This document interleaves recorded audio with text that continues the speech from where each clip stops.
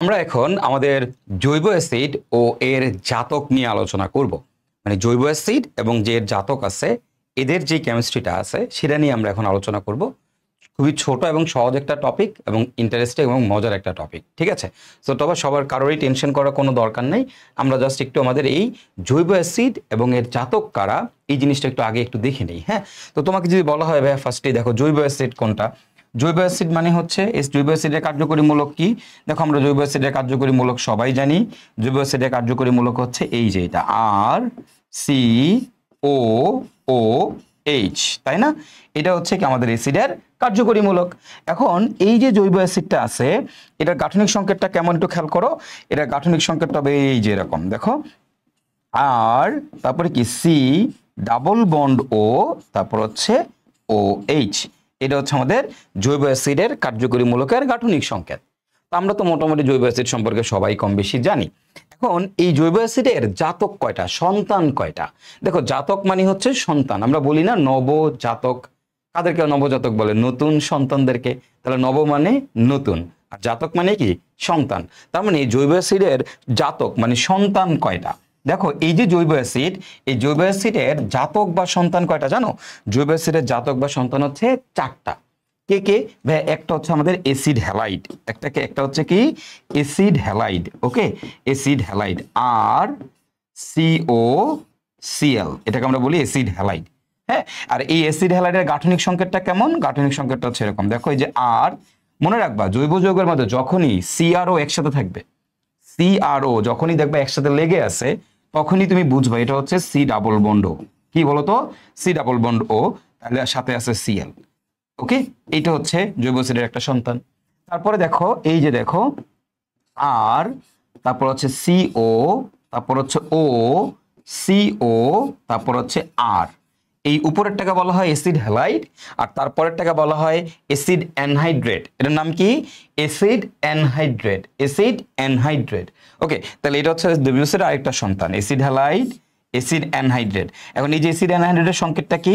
দেখো এটার সংকেতটা হচ্ছে আর, সিও একসাথে আছে না, তাহলে কি হবে? সি ডাবল বন্ড ও, তারপরে মাঝখানে আছে একটা ও, তারপরে আবার দেখো সিও একসাথে আছে, তাহলে কি হবে? সি ডাবল বন্ড ও, তার সাথে আছে আর। এটা হচ্ছে অ্যাসিড অ্যানহাইড্রেটের গাঠনিক সংকেত।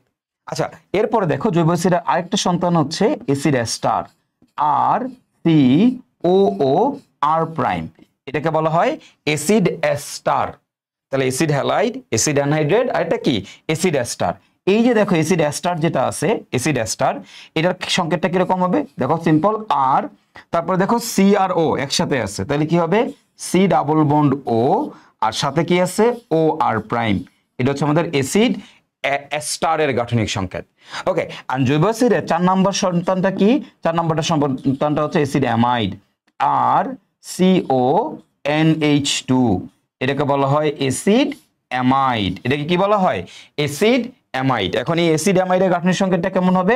আশা করি সবাই পারবো। আর সিও একসাথে আছে, তাহলে সি ডাবল বন্ড ও, আর সাথে কি আছে? NH two, NH two. ঠিক আছে, এটাকে আমরা বলি অ্যাসিড অ্যানহাইড্রেট। এটাকে কি বলি? Acid anhydrate. তাহলে দেখো আমরা কিন্তু আমাদের যে জৈব অ্যাসিড আছে এই জৈব অ্যাসিডের সন্তান কারা সেই সন্তানদেরকে দেখে নিলাম। এইটা হচ্ছে আমাদের জৈব অ্যাসিড, আর এই জৈব অ্যাসিডের 4টা সন্তান আছে, acid halide, acid anhydride, acid ester, acid amide. Acid halide, acid anhydride, acid ester, acid amide. ঠিক আছে, তার মানে জৈব অ্যাসিডের সন্তান হচ্ছে 4টা। এখন মনে করো তোমার 4জন ভাই বোন আছে, তুমি বলো প্রত্যেকের শক্তি কি সমান? অবশ্যই না, প্রত্যেকের শক্তি কিন্তু সমান না। তাহলে এখন যে অ্যাসিড হ্যালাইড যারা আছে এই অ্যাসিড হ্যালাইড গুলোর সক্রিয়তার ক্রমটা কি? হ্যাঁ, আমাদের যে মানে সরি অ্যাসিডের যে সন্তান আছে 4টা জাতক আছে, এই 4টা জাতকের সক্রিয়তা কি? তোমাকে যদি বলে যে অ্যাসিডের জাতকগুলোর সক্রিয়তা কি হবে, দেখো এই যে অ্যাসিডের যে 4টা জাতক আছে এই 4টা জাতকের সক্রিয়তার ক্রমটা কি? তা ভাইয়া সিকোয়েন্সিয়ালি লিখছি সক্রিয়তার ক্রম, মানে 4জনই তো অ্যাসিডের সন্তান, 4জনের সক্রিয়তা তো আর সেম হবে না। তোমার যে 4টা ভাই বোন আছে প্রত্যেকের শক্তি তো আর সেম না, কারো শক্তি বেশি কারো শক্তি কি কম। তো অ্যাসিডেরও তো 4টা সন্তান, তাহলে এই 4টা সন্তানের মধ্যে কার শক্তি বেশি? তো আমি সিকোয়েন্সিয়ালি লিখছি এখানে অ্যাসিড হ্যালাইডের শক্তি সব থেকে বেশি। সব থেকে বেশি কার বলো তো? অ্যাসিড হ্যালাইডের। তাহলে কি হবে? এই যে আর সিও সিএল এটার শক্তি সব থেকে বেশি। তারপর হচ্ছে অ্যাসিড অ্যানহাইড্রেট। অ্যাসিড অ্যানহাইড্রেট মানে কি দেখো RCO ও COR, তাহলে এই পাশেও RCO এই পাশেও RCO, মানে দুইটা RCO আছে, তো এটাকে এইভাবে লেখে RCO, যেহেতু দুইটা RCO, দেখো এই পাশ থেকে একটা RCO এই পাশ থেকে একটা RCO, তো RCO2 মাঝখানে আছে O, তো এটাকে এইভাবে লেখে, সংক্ষেপে এইভাবে লেখে RCO2O, এটা মানে অ্যাসিড অ্যানহাইড্রেট। ওকে, আচ্ছা তারপরে কে, তারপর হচ্ছে অ্যাসিড এস্টার RCOOR প্রাইম, আর তারপরে কে, তারপর হচ্ছে অ্যাসিড অ্যামাইড। অ্যাসিড অ্যামাইড মানে কি RCONH2। তাহলে এখন যদি তোমাকে বলে যে জৈব অ্যাসিডের যে 4টা সন্তান আছে এগুলোর মধ্যে কোনটা সবথেকে বেশি সক্রিয়, বা অ্যাসিড হ্যালাইড সবথেকে বেশি সক্রিয়, তারপর অ্যাসিড অ্যানহাইড্রেট, তারপর অ্যাসিড এস্টার, তারপর অ্যাসিড অ্যামাইড। তাহলে আমরা জৈব অ্যাসিড সম্পর্কে জানলাম এবং তার যে 4টা জাতক আছে সেই জাতকগুলোকে একটু এক নজরে দেখে নিলাম। ঠিক আছে, এখন এই জৈব অ্যাসিড এবং যে জাতকগুলো আছে এগুলোর আমরা এখন বিক্রিয়া নিয়ে আলোচনা করব, এদের বিভিন্ন ধরনের প্রপার্টিজ নিয়ে আমরা আলোচনা করব। ঠিক আছে, সো টেনশন করার কোনো দরকার নেই, জাস্ট ক্লাসটা ফোকাস করো, ক্লাসটা ফোকাস করলেই এখান থেকে যে ইম্পর্টেন্ট টপিকগুলো আছে সবকিছু তোমাদের ক্লিয়ার হয়ে যাবে। দেখো এখানে অনেক অনেক রিঅ্যাকশনস আছে, তো তোমাদেরকে কিন্তু ট্রিক্সের মাধ্যমে বিক্রিয়াগুলো ভাইয়া বুঝাই দিব। আই হোপ তোমরা খুব ইজিলি সবাই জিনিসগুলো বুঝতে পারবা। সো জাস্ট ক্লাসটা একটু মনোযোগ সহকারে করলেই হবে। তো আমরা ফার্স্টই হচ্ছে অ্যাসিডের অম্লধর্মিতা নিয়ে আলোচনা করব। যেহেতু অ্যাসিড, তাহলে এটার ধর্ম কি, এই অবশ্যই অম্লধর্মী হবে। যে অ্যাসিড তার ধর্ম কি, সে অবশ্যই কি হবে, অম্লধর্মী হবে, তাই না? তো আমরা এই অ্যাসিডেরই অম্লধর্মিতা নিয়ে আমরা এখন আলোচনা করব সবার আগে। তো অ্যাসিডের অম্লধর্মিতা, হ্যাঁ অ্যাসিডের অম্লধর্মিতা। তো অ্যাসিডের অম্লধর্মিতাটা কি মনে রাখবা, প্রথম 1 নম্বর কথা হচ্ছে এই অ্যালকাইল মূলক, অ্যালকাইল মূলকের আকার, অ্যালকাইল মূলকের আকার, হ্যাঁ এই অ্যালকাইল মূলকের আকারের সাথে অম্লধর্মিতার ব্যস্তানুপাতিক সম্পর্ক। অ্যালকাইল মূলকের আকারের সাথে অম্লধর্মিতার কি ধরনের সম্পর্ক, ব্যস্তানুপাতিক সম্পর্ক। ঠিক আছে, তার মানে দেখো অ্যালকাইল মূলকের আকার, অ্যালকাইল মূলকের আকারের সাথে অম্লধর্মিতা কি ধরনের সম্পর্ক, ব্যস্তানুপাতিক সম্পর্ক। ওকে, আচ্ছা তো আমরা ফার্স্টে একটু দেখি যে আমাদের অ্যালকাইল মূলকের আকারের সাথে অম্লধর্মিতার ব্যস্তানুপাতিক সম্পর্কটা কি। তো তোমাকে যদি বলা হয় ভাই দেখো এই যে মিথানোইক অ্যাসিড HCOOH, তারপর তোমাকে বললাম ইথানোইক অ্যাসিড, দেখো CH3COOH, তারপর তোমাকে দিলাম প্রোপানোইক অ্যাসিড, দেখো CH3CH2COOH। ওকে, এখন তুমি দেখো আকার বাড়লে, আকার যত বড় হবে অম্লধর্মিতা তত কম হবে, কেন, কারণ ব্যস্তানুপাতিক সম্পর্ক। তার মানে আমরা এখান থেকে বলতেই পারি আমার এই মিথানোইক অ্যাসিড ইথানোইক অ্যাসিডের চেয়ে বেশি সক্রিয়, ইথানোইক অ্যাসিড আর প্রোপানোইক অ্যাসিডের থেকে বেশি সক্রিয়, তাই না?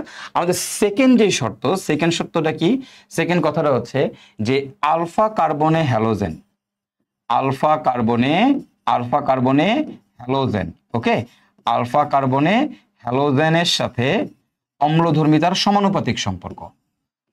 আলফা কার্বনে হ্যালোজেনের সাথে অম্লধর্মিতার কি ধরনের সম্পর্ক, আলফা কার্বনে হ্যালোজেনের সাথে অম্লধর্মিতার সমানুপাতিক সম্পর্ক। আচ্ছা তাহলে ঘটনাটা কিরকম, চলো একটু বোঝার চেষ্টা করি। হ্যাঁ, এখন আলফা কার্বনে হ্যালোজেন বলতে কি বোঝায়, আলফা কার্বন বলতে কি বোঝায় তোমাদের বুঝাই দিচ্ছি। সাপোজ তোমার কাছে আছে CH3COOH, তারপরে তোমার কাছে আছে ClCH2COOH, তারপরে তোমার কাছে আছে এরকম যে Cl2CHCOOH, and then তোমার কাছে আছে CCl3COOH। ওকে, এখন তোমাকে যদি বলা হয় এগুলোর মধ্যে কোনটা বেশি সক্রিয়, তো দেখো প্রথমেই বুঝতে হবে তোমার আলফা কার্বন মানে কি। আলফা কার্বন মানে কি ভাই, চলো একটু বোঝার চেষ্টা করি। আলফা কার্বন হচ্ছে কার্যকরী মূলক, তো অ্যাসিডের কার্যকরী মূলককে COH, এই কার্যকরী মূলকটা যেই কার্বনে যুক্ত, কার্যকরী মূলক হচ্ছে এটা, এটা কোন কার্বনে যুক্ত, এটা হচ্ছে এই কার্বনটাতে যুক্ত। এই কার্যকরী মূলকটা যেই কার্বনে যুক্ত সেই কার্বনটাকে বলা হয় আলফা কার্বন। তাহলে এখানে আলফা কার্বন হচ্ছে এইটা, যেমন দেখো এখানে কার্যকরী মূলককে COH, এটা কোন কার্বনের সাথে যুক্ত, এটা হচ্ছে এই কার্বনের সাথে যুক্ত, তাহলে এটা হচ্ছে তোমার আলফা কার্বন। এখানে কার্যকরী মূলককে COH, এটা কোন কার্বনে যুক্ত, এই কার্বনে যুক্ত, তাহলে এটা হচ্ছে তোমার আলফা কার্বন। এখানে কার্যকরী মূলককে COH, এটা কোন কার্বনে যুক্ত, এই কার্বনে, তাহলে এটা হচ্ছে তোমার আলফা কার্বন। তা আমরা কি পড়েছি, আমরা মাত্র বলেছি যে আলফা কার্বন হচ্ছে এটা, ওকে এটা আলফা কার্বন, এখানে হচ্ছে এটা আলফা কার্বন, এখানে হচ্ছে এটা আলফা কার্বন, এখানে হচ্ছে এটা আলফা কার্বন। এখন এই আলফা কার্বনে হ্যালোজেন যত বাড়বে অম্লধর্মিতা তত বাড়বে, যেহেতু এদের মাঝখানে সমানুপাতিক সম্পর্ক। যেহেতু এদের মাঝখানে কি ধরনের সম্পর্ক? সমানুপাতিক সম্পর্ক। ঠিক আছে, তাহলে আলফা কার্বনে হ্যালোজেনের সাথে অম্লধর্মিতার সমানুপাতিক সম্পর্ক। তো এখন তুমি দেখো আমার এইখানে কি আলফা কার্বনে হ্যালোজেনের সংখ্যা বেশি, তাহলে এটা কি এটা থেকে বেশি সক্রিয়, তারপর এটা কি এটা থেকে আরো বেশি সক্রিয়, এটা কি এটা থেকে আরো বেশি সক্রিয়। ঠিক আছে, আচ্ছা এবার আসো তার পরের পয়েন্টটা। তার পরের পয়েন্টটা কি? সেই পরের পয়েন্টটা হচ্ছে হ্যালোজেনের তড়িৎ ঋণাত্মকতা। হ্যালোজেনের তড়িৎ ঋণাত্মকতা মানে ইলেকট্রোনেগেটিভিটি। ওকে, তড়িৎ ঋণাত্মকতা। এই তড়িৎ ঋণাত্মকতা মানে হচ্ছে আমাদের ইলেকট্রোনেগেটিভিটি, ইএন, ইলেকট্রোনেগেটিভিটি। এটার সাথে অম্লধর্মিতার সমানুপাতিক সম্পর্ক। এটার সাথে অম্লধর্মিতার কি ধরনের সম্পর্ক? সমানুপাতিক সম্পর্ক। ওকে, এবার দেখো হ্যালোজেনের তড়িৎ ঋণাত্মকতার সাথে অম্লধর্মিতার কি ধরনের সম্পর্ক? সমানুপাতিক সম্পর্ক। তো ব্যাপারটা কি রকম দেখো, ধরো তোমার কাছে আছে এরকম যে CCl3COOH, আর তোমার কাছে আছে CF3COOH। তাহলে এখন তুমি বলো তো ভাইয়া এখানে কোনটা বেশি সক্রিয় হবে, কোনটা বেশি অম্লধর্মী হবে, এইগুলোর মধ্যে কোনটা বেশি অম্লধর্মী হবে? জাস্ট সিম্পল একটু জাস্ট চিন্তা করলেই তোমরা কিন্তু এটার উত্তরটা দিয়ে দিতে পারবা। একটু চিন্তা করলেই তোমরা এটার উত্তরটা দিয়ে দিতে পারবা। খুবই সহজ একটা কোশ্চেন। ঠিক আছে, খুবই সহজ একটা কোশ্চেন। এখন সেটা কি আমাদের? সেটা হচ্ছে যে যার তড়িৎ ঋণাত্মকতা বেশি। এখন দেখো ভাইয়া কার তড়িৎ ঋণাত্মকতা বেশি? তোমরাই বলো ভাইয়া কার তড়িৎ ঋণাত্মকতা বেশি? কোন হ্যালোজেনটার তড়িৎ ঋণাত্মকতা বেশি? ফ্লোরিনের বেশি নাকি আমাদের ক্লোরিনের বেশি? কার তড়িৎ ঋণাত্মকতা বেশি? কার তড়িৎ ঋণাত্মকতা বেশি বলো তো ভাইয়ারা? আমরা কিন্তু সবাই জানি যে কার তড়িৎ ঋণাত্মকতা বেশি। আমাদের ফ্লোরিনের তড়িৎ ঋণাত্মকতা ক্লোরিনের থেকে বেশি। তাহলে অবভিয়াসলি এইটা আমাদের বেশি শক্তিশালী হবে, এটা আমাদের বেশি শক্তিশালী হবে। ঠিক আছে, ক্লিয়ার? আশা করি সবাই বুঝতে পারছো।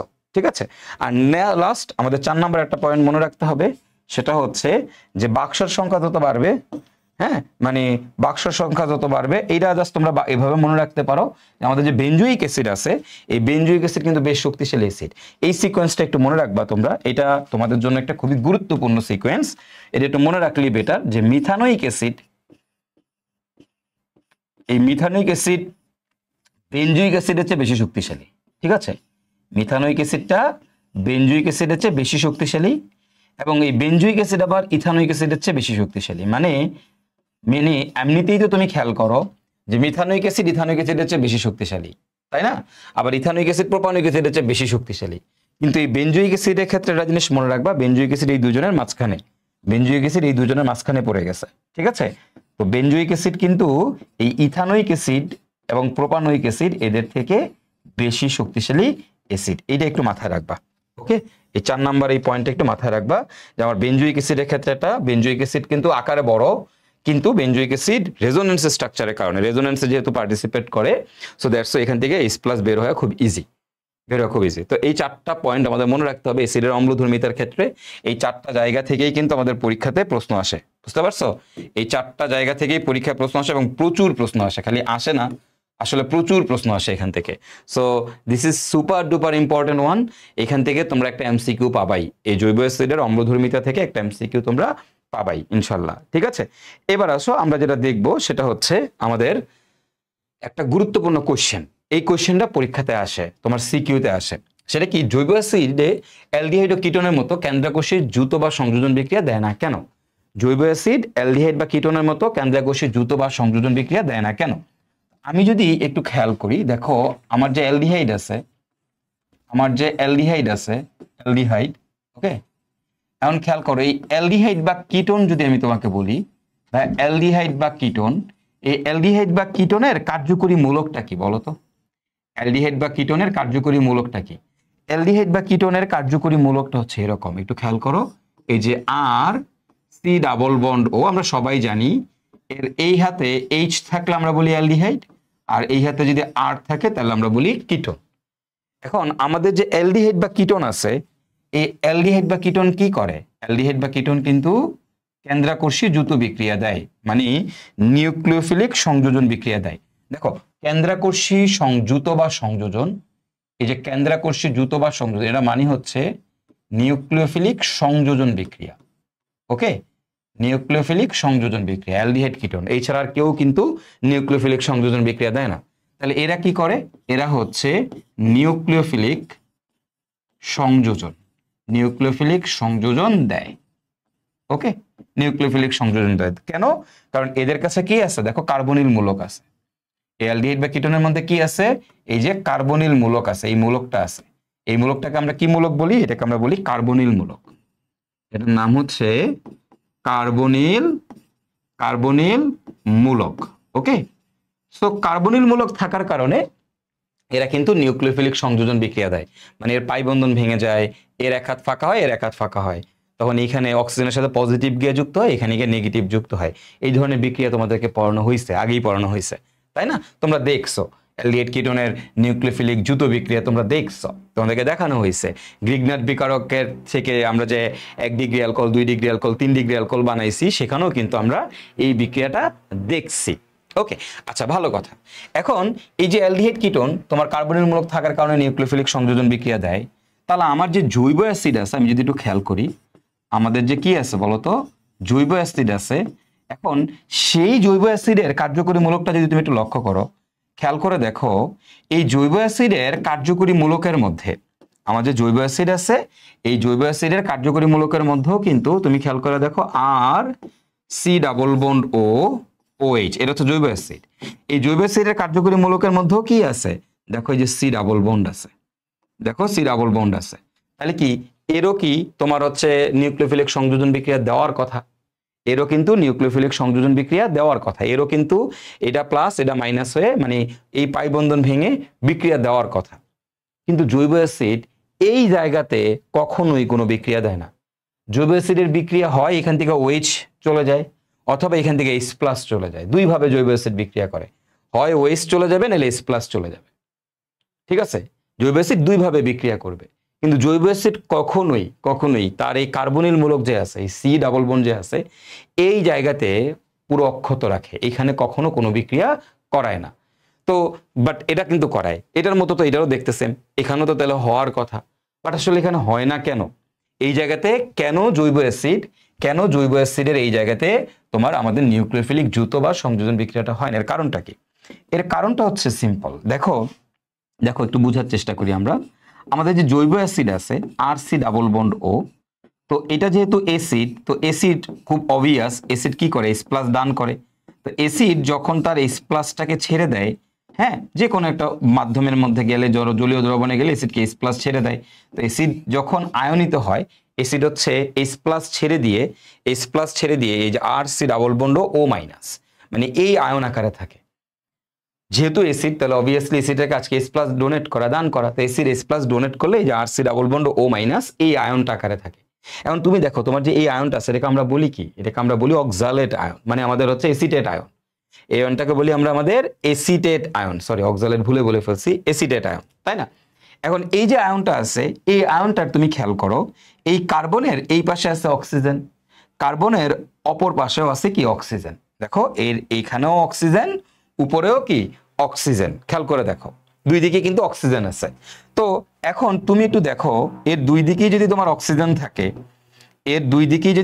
থাকে, তো দেখো একটা অক্সিজেন তারে বলে যে ভাই, এই অক্সিজেনটা বলে ভাই যে তুমি ওই অক্সিজেনের সাথে ডাবল বন্ড ক্রিয়েট করে রাখছো, ও অক্সিজেন আমি অক্সিজেন, ওর সাথে ডাবল বন্ড ক্রিয়েট করে রাখছো, হ্যাঁ, তো আমি কি দোষ করলাম? তো বলে যে আচ্ছা তাহলে আমাকে একটু ডাবল বন্ড দাও। তো ও করে কি? আচ্ছা ঠিক আছে, দুইজনই যেহেতু অক্সিজেন, তো বলে যে আচ্ছা ঠিক আছে, তাহলে তোর কাছে ডাবল বন্ড দিলাম, আর এই নেগেটিভটা ওর কাছে দিয়ে দিলাম। আলটিমেটলি আমার গঠনের কোনো চেঞ্জ হচ্ছে না, একই থাকতেছি। তো যাই হোক, এইভাবে আর কি সহজ ভাষায় তোমাদের বুঝাইলাম। বাট অ্যাকচুয়াল নিয়মটা হচ্ছে দেখো, pi bond, sigma bond, negative, পাই সিগমা নেগেটিভ তোমাদেরকে পড়ানো হয়েছে দেখবা রেজোনেন্সের ক্লাসে। ওই যে হাকেল তত্ত্ব তোমাদেরকে পড়াইছিলাম, বুঝছো? হাকেল তত্ত্ব যখন পড়াইছিলাম না, অ্যারোমেটিসিটি, তখন এই জিনিসগুলো দেখাইছিলাম যে কখন রেজোনেন্স হয়, যদি পাই সিগমা নেগেটিভ থাকে। দেখো পাই সিগমা নেগেটিভ, অথবা পাই সিগমা পজিটিভ, অথবা পাই সিগমা পাই, হ্যাঁ, ওকে, হোয়াট এভার। তো দেখো সিম্পলি জিনিস তো বুঝাই যাচ্ছে যে এই পাশে অক্সিজেন, এই পাশে অক্সিজেন, একজনের সাথে ডাবল বন্ড, ও শান্তিতে আছে, ওর কাছে সিঙ্গেল বন্ড। তো এই অক্সিজেন তো দাবি করতেই পারে যে ভাই আমাকে ডাবল বন্ড দাও। তো তখন কি করে? ও হচ্ছে এই অক্সিজেনটাকে ডাবল বন্ড দিয়ে দেয়। তো এ কি করে, এর কয় যে তুই কিছুক্ষণের জন্য সিঙ্গেল হ, তারপর এই অক্সিজেন কয় যে তুই কিছুক্ষণের জন্য ডাবল হ। তো এতে কি হয়, এতে ওর আবার মন খারাপ হয়ে যায়, ওর আবার কি হয়ে যায়, মন খারাপ হয়ে যায়।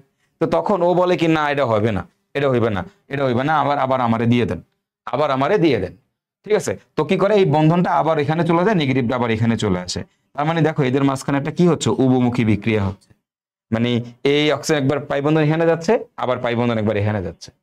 আলটিমেটলি পাই বন্ধনটা দেখো দুজনের মাঝখানে লাফালাফি করতেছে, পাই বন্ধনটা দুইটা অক্সিজেনের মাঝখানে ঘোরাঘুরি করতেছে।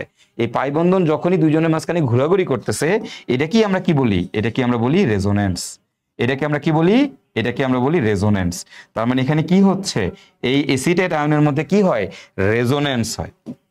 কি হয় গাইজ বলো তো, এখানে আমাদের রেজোনেন্স হয়। তাহলে দেখো আর সি, এই অক্সিজেনের সাথে সিঙ্গেল বন্ড, এই অক্সিজেনের সাথে সিঙ্গেল বন্ড। ওকে, এবং কি হচ্ছে, এই পাই বন্ধনটা কিন্তু এই দুইজনের মাঝখানেই শেয়ার হচ্ছে। এই পাই বন্ধনটা দুইজনের মাঝখানেই কি হচ্ছে, শেয়ার হচ্ছে। তো আলটিমেটলি দেখো পাই বন্ধনটা দুজনের মাঝখানেই শেয়ার হচ্ছে। এবং এই যে নেগেটিভ চার্জ, এই নেগেটিভ চার্জও কি হচ্ছে, এটাও কিন্তু আমার এই দুজনের মাঝখানেই কি হচ্ছে, শেয়ার হচ্ছে।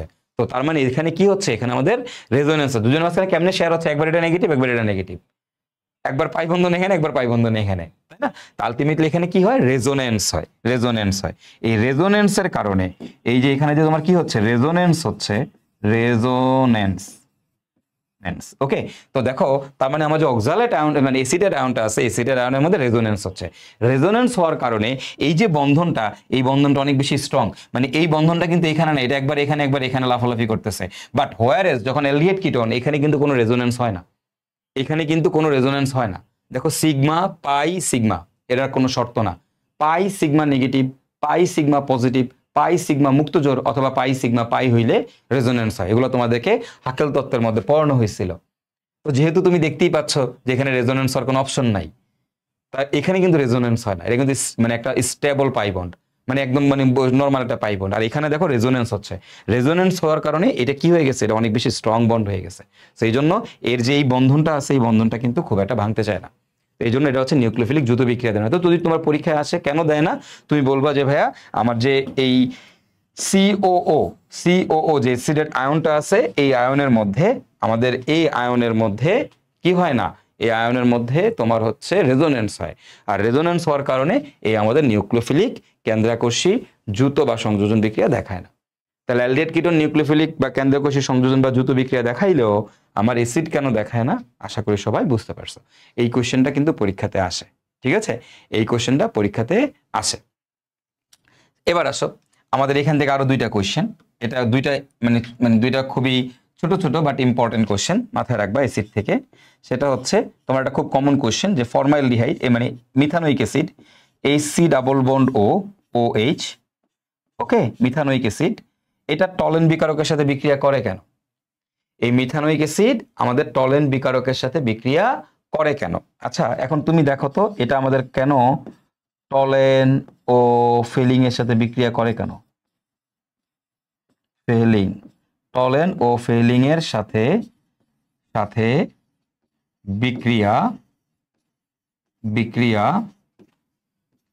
করে কেন? ওকে, তো আমরা কি জানি টলেন আর ফিলিং এর সাথে কারা বিক্রিয়া করে, এটা কিন্তু পরীক্ষায় আসে। হ্যাঁ, টলেন আর ফিলিং এর সাথে কারা বিক্রিয়া করে তোমরাই বলো। টলেন দ্রবণ, টলেন বিকারক আর ফিলিং দ্রবণের সাথে কারা বিক্রিয়া করে? টলেন বিকারক আর ফিলিং দ্রবণের সাথে বিক্রিয়া করে কারা? বিক্রিয়া করে অ্যালডিহাইড কিটোন। তো এইখানে এইটা কেন আমাদের টলেন বিকারক আর ফিলিং দ্রবণের সাথে বিক্রিয়া করে? টলেন বিকারক আর ফিলিং দ্রবণের সাথে বিক্রিয়া করার একটাই রিজনটা হচ্ছে দেখো এর এই পাশ দিয়ে, তুমি খেয়াল করে দেখো এর এই পাশ দিয়ে এই যে C double bond O H আছে, যেটা কিনা দেখতে অ্যালডিহাইডের মতো। আমরা কি জানি টলেন বিকারকের সাথে কাই বিক্রিয়া করে? ভাই অ্যালডিহাইড বিক্রিয়া করে, কিটোন বিক্রিয়া করে না। তুমি দেখো এর এই পাশটা অ্যালডিহাইড মূলকের মতো, right? C double bond O H, এই অ্যালডিহাইড মূলকের মতো এই মূলকটা থাকার কারণেই এটা কিন্তু টলেন এবং ফিলিং এর সাথে বিক্রিয়া করে। এটা একটা কোশ্চেন, ঠিক আছে? এই ধরনের ছোট ছোট কিছু কোশ্চেন পরীক্ষায় আসে।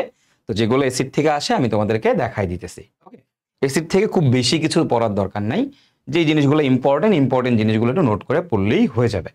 এবার আসো আমরা দেখবো আমাদের জৈব অ্যাসিড কিভাবে প্রস্তুত করা যায়।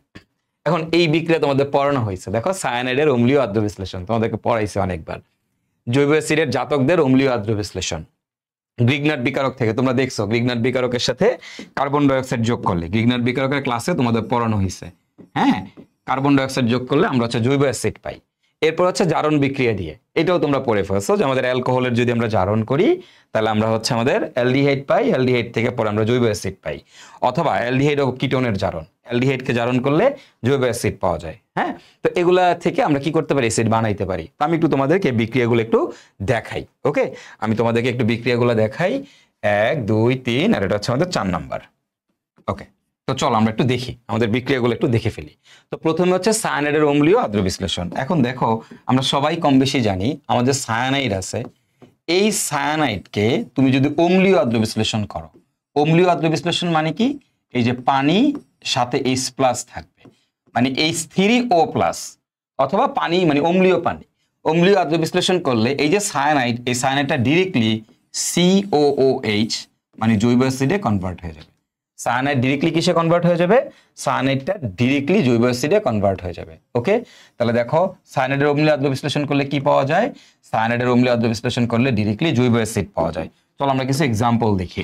ধরো তোমাকে আমি বললাম এরকম যে CH3 তারপরে দিলাম CN। ওকে, এখন এটাকে আমি অম্লীয় আর্দ্র বিশ্লেষণ করে ফেলি। এই যে দেখো পানি কি করব, অম্লীয় আর্দ্র বিশ্লেষণ করলে কি হবে, দেখো CH3 CN এর জায়গায় কি হয়ে যাবে, COOH, COOH, ডান। আচ্ছা, এবার তোমাকে যদি বলা হয় দেখো এই যেখানে আর আছে, অ্যালকাইল মূলক আছে, অ্যালকাইল মূলকের পরিবর্তে তুমি বসায় দাও বাক্স, দিয়ে দিলাম বাক্স CN, তাহলে এইখানে যদি আমি অম্লীয় আর্দ্র বিশ্লেষণ করি তাহলে আমি কি পাবো, ভাই আমরা সবাই জানি অম্লীয় আর্দ্র বিশ্লেষণ করলে কি হয়, সায়ানাইডের জায়গায় বাক্সর জায়গায় বাক্সই থাকবে, সায়ানাইডটা কি হয়ে যাবে, COOH হয়ে যাবে। ওকে, বেনজোয়িক অ্যাসিড পাবো। তো এইভাবে আমরা এই সায়ানাইডের অম্লীয় আর্দ্র বিশ্লেষণ করে আমরা অ্যাসিড বানাইতে পারি, এটা খুবই গুরুত্বপূর্ণ একটা বিক্রিয়া। সেকেন্ডটা হচ্ছে জৈব অ্যাসিডের জাতকদের অম্লীয় আর্দ্র বিশ্লেষণ। এখন দেখো তো ভাইয়া জৈব অ্যাসিডের কয়টা জাতক আমরা দেখতে পাইছিলাম, জৈব অ্যাসিডের জাতক দেখো তো, এই যে দেখো RCOCl অ্যাসিড হ্যালাইড, তাই না, এটা একটা জাতক। সেকেন্ড কে অ্যাসিড অ্যানহাইড্রেট, দেখো RCOOCOR, তাই না, অ্যাসিড অ্যানহাইড্রেট একটা। আচ্ছা, 3 নাম্বারটাকে, 3 নাম্বার হচ্ছে acid ester, RCOOR' acid ester. 4 নাম্বারটাকে, 4 নাম্বারটা হচ্ছে অ্যাসিড অ্যামাইড, RCONH2, এটা হচ্ছে অ্যাসিড অ্যামাইড। হ্যাঁ, এখন অ্যাসিড হ্যালাইড হোক, অ্যাসিড অ্যানহাইড্রেট হোক, অ্যাসিড এস্টার হোক, কিংবা অ্যাসিড অ্যামাইড হোক, যেটাই হোক না কেন, এদের প্রত্যেকের সাথে, এদের প্রত্যেককে তুমি যদি অম্লীয় আর্দ্র বিশ্লেষণ করো, মানে এদের মধ্যে যদি পানি আর H+ দাও, অম্লীয় আর্দ্র বিশ্লেষণ করো, তাহলে অলওয়েজ রিমেম্বার এইখান থেকে তুমি অলওয়েজ অ্যাসিড পাবা। যেটারই অম্লীয় আর্দ্র বিশ্লেষণ করো না কেন, ইউ উইল অলওয়েজ গেট জৈব acid, you will always get জৈব অ্যাসিড। কি পাবা, RCOOH। ওকে, RCOOH, যেটারই তুমি অম্লীয় আর্দ্র বিশ্লেষণ করো না কেন, you will always get organic acid, জৈব অ্যাসিড। তাহলে সবসময় মনে রাখবা যে অ্যাসিডের যে সন্তান আছে, সন্তানদেরকে অম্লীয় আর্দ্র বিশ্লেষণ করলেই তার বাপ পাওয়া যায়, সন্তানদেরকে অম্লীয় আর্দ্র বিশ্লেষণ করলেই তার বাপ পাওয়া যায়। ঠিক আছে, তার বাপ পাওয়া যায়। তো এখন বাই প্রোডাক্ট, অর্গানিকের ক্ষেত্রে বাই প্রোডাক্ট লেখাটা খুব একটা ম্যান্ডেটরি না, তারপরেও তুমি লিখতে পারো। এইটার যদি আমি দেই, অ্যাসিড হ্যালাইড দেই, তাহলে আমি বাই প্রোডাক্ট পাবো হচ্ছে HCl।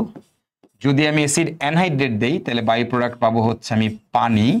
যদি হচ্ছে আমি অ্যাসিড এস্টার দেই তাহলে বাই প্রোডাক্ট পাবো হচ্ছে আমি অ্যালকোহল। ওকে, বাই প্রোডাক্ট কি পাবো, অ্যালকোহল। আর যদি আমি অ্যাসিড অ্যামাইড দেই তাহলে বাই প্রোডাক্ট পাবো হচ্ছে অ্যামোনিয়া। ওকে, এটা ইচ্ছা, ইটস নট মানে ম্যান্ডেটরি কিছু না।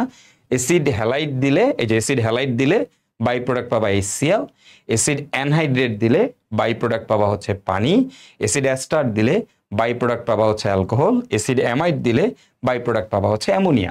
নট নেসেসারি বাই প্রোডাক্ট লেখা, মেইন জিনিসটা হচ্ছে অ্যাসিডের সন্তানদের অম্লীয় আর্দ্র বিশ্লেষণ করলে অলওয়েজ জৈব অ্যাসিড পাওয়া যায়। এন্ড দেন হচ্ছে আমাদের গ্রিগনাট বিকারক থেকে, এটা কিন্তু তোমাদের অলরেডি পড়ানো হয়ে গেছে। গ্রিগনাট বিকারক মানে কি, RMgX।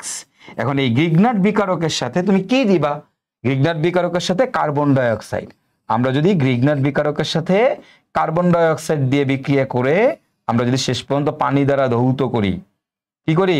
পানি দিয়ে ধৌত করি। তোমাদের নিশ্চয়ই মনে আছে পানি দিয়ে ধুতে হয়, পানি দিয়ে ধুইতে হয়। তো পানি দিয়ে যদি তুমি ধুয়ে দাও তাহলে তুমি এখান থেকে পাবা জৈব অ্যাসিড, জৈব অ্যাসিড আর COOH। ওকে, কিভাবে হয়েছে পুরো বিক্রিয়াটা সেটা আমাদের গ্রিগনার বিকারকের ক্লাসে করানো আছে।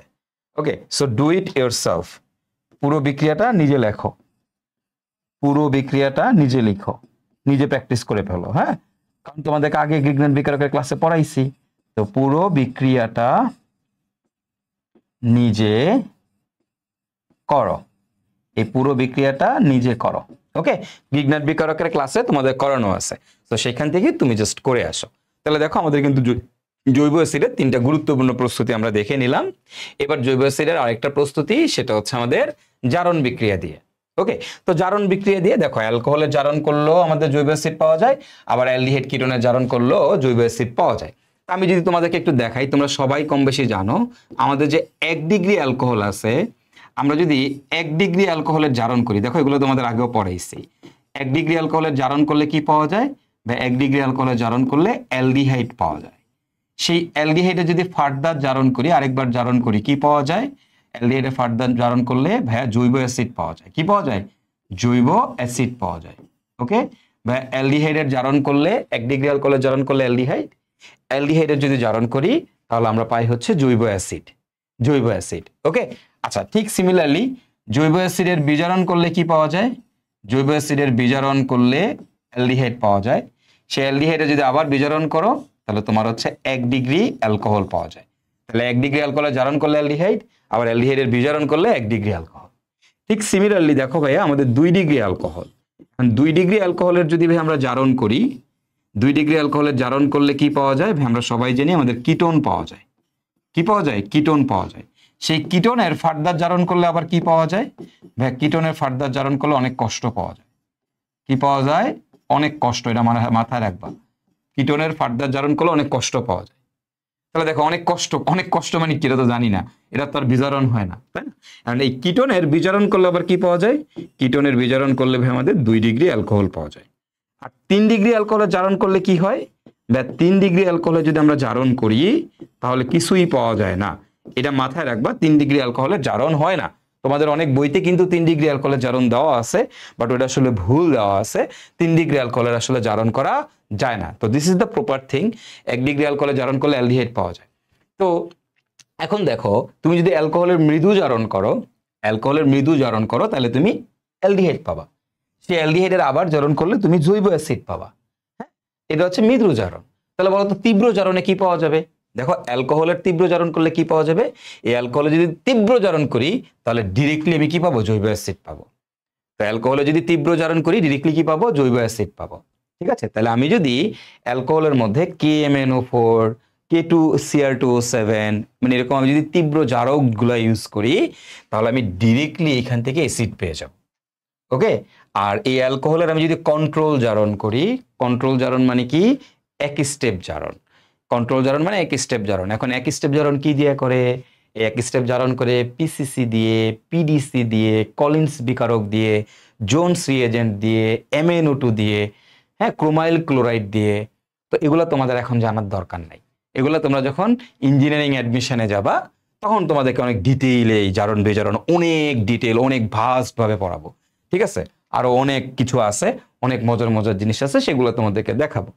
But right now in this situation একাডেমিকের জন্য তোমাদের আসলে এগুলো কোনো প্রয়োজন নাই। ঠিক আছে, এখন অ্যাডমিশন বলতে কি?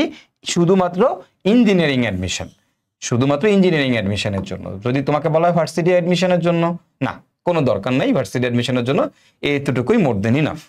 ঠিক আছে, তোমাকে ওই কন্ট্রোল জারণ কারা কারা করে এগুলো জানার আসলে খুব একটা প্রয়োজন পড়বে না। তো আমরা একটা এক্সাম্পল দেখি। এখন ধরো তোমাকে আমি বললাম যে তাহলে ধরো এই যে এরকম তোমাকে বললাম CH3CH2OH। দেখো এটা কিন্তু আমাদের একটা 1 ডিগ্রি অ্যালকোহল। এখন এই অ্যালকোহলটার আমি যদি জারণ করি তাহলে দেখো তো আমি এখান থেকে কি পাবো? আমি পাবো অ্যালডিহাইড। তো এখানে 2 কার্বন বিশিষ্ট অ্যালডিহাইড, আমি পাবো CH3CHO, 2 কার্বন বিশিষ্ট অ্যালডিহাইড পাবো। 2 কার্বন বিশিষ্ট অ্যালকোহল, সো 2 কার্বন বিশিষ্ট অ্যালডিহাইড। আমি যদি এই অ্যালডিহাইডটার ফার্দার জারণ করি তাহলে আমি কি পাবো? জৈব অ্যাসিড। তাহলে 2 কার্বন বিশিষ্ট অ্যালডিহাইড, আমি পাবো 2 কার্বন বিশিষ্ট জৈব অ্যাসিড। ওকে, ক্লিয়ার? এখন তুমি দেখো তো, তাইলে আমি যদি এই অ্যালডিহাইডের তীব্র জারণ করি, এখানে যদি আমি তীব্র জারণ করি তাহলে আমি কি পাবো? ডিরেক্টলি তীব্র জারণ করলে আমি ডিরেক্টলি অ্যাসিড পেয়ে যাব। তাহলে দেখো, অ্যালকোহলের তীব্র জারণ করলে জৈব অ্যাসিড পাওয়া যায়, অ্যালডিহাইডের জারণ করলেও জৈব অ্যাসিড পাওয়া যায়, তাই না? আচ্ছা, এবার তুমি চিন্তা করো তো, আমি যদি 2 ডিগ্রি অ্যালকোহল নেই, একটা 2 degree alcohol like this one CH3 CH এই জায়গায় দিয়ে দিলাম আমি হচ্ছে OH, এটা আমাদের 2 ডিগ্রি অ্যালকোহল। আর 2 ডিগ্রি অ্যালকোহলের জারণ করলে কি হবে? আমরা সবাই জানি 2 ডিগ্রি অ্যালকোহলের জারণ করলে হয় আমাদের কিটোন। তাহলে এখানে CH3, এই যে যেই কার্বনে OH থাকবে ওই কার্বনটা C ডাবল বন্ড হয়ে যাবে, তাহলে C ডাবল বন্ড O, তারপরে আসার একটা CH3, কিটোন পাচ্ছি। এই কিটোনের জারণ করলে কি পাওয়া যায়? কিটোনের জারণ করলে অনেক কষ্ট পাওয়া যায়, অনেক কষ্ট। মানে আসলে সত্যি কথা বলতে কিটোনেরও জারণ করা যায় না। 3 ডিগ্রি অ্যালকোহলের যেমন জারণ হয় না, ঠিক এক্স্যাক্টলি কিটোনেরও কিন্তু জারণ আসলে হয় না, কিটোনেরও জারণ করা যায় না, ঠিক আছে? কিন্তু যেহেতু আমাদের বইয়ের মধ্যে দেওয়া আছে, তাই আমরা আসলে কিটোনের জারণটা তোমাদেরকে একটু দেখাই দিচ্ছি। বাট টু বি অনেস্ট, কিটোনের জারণ হয় না। হ্যাঁ, তাও দেখো কিটোনের জারণ আর তোমার বইতে 3 ডিগ্রি অ্যালকোহলের যে জারণটা দিছে ওইটা আসলে একেবারে একটা রং কনসেপ্ট। ওকে, ওইটা কমপ্লিটলি একটা ভুল জিনিস। 3 ডিগ্রি অ্যালকোহলের আসলে কোনো জারণ হয় না। তো দেখো, আমি তাহলে দেখলাম যে অ্যালকোহলের তীব্র জারণ করলে অ্যাসিড পাওয়া যায়, আবার অ্যালডিহাইডের জারণ করলেও অ্যাসিড পাওয়া যায়, এন্ড কিটোনের জারণ করলে অনেক কষ্ট পাওয়া যায়। তো যেহেতু কিটোনের জারণ করা অনেক কষ্ট, হ্যাঁ, এটার জারণ কি অনেক কষ্ট, তাই শক্তিশালী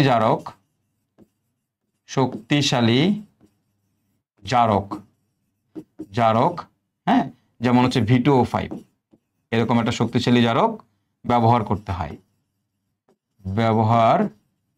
করতে হয়।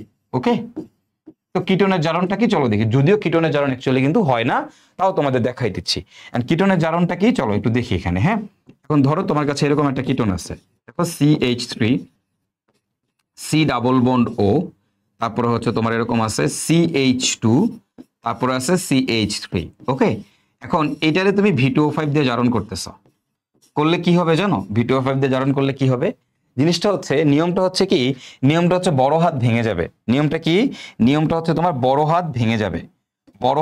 মানে এই যে C ডাবল বন্ড ওটা আছে না, এই C ডাবল বন্ড দেখো 2 হাত আছে, এই পাশে একটা হাত আছে, এই পাশে একটা হাত আছে, দেখছো?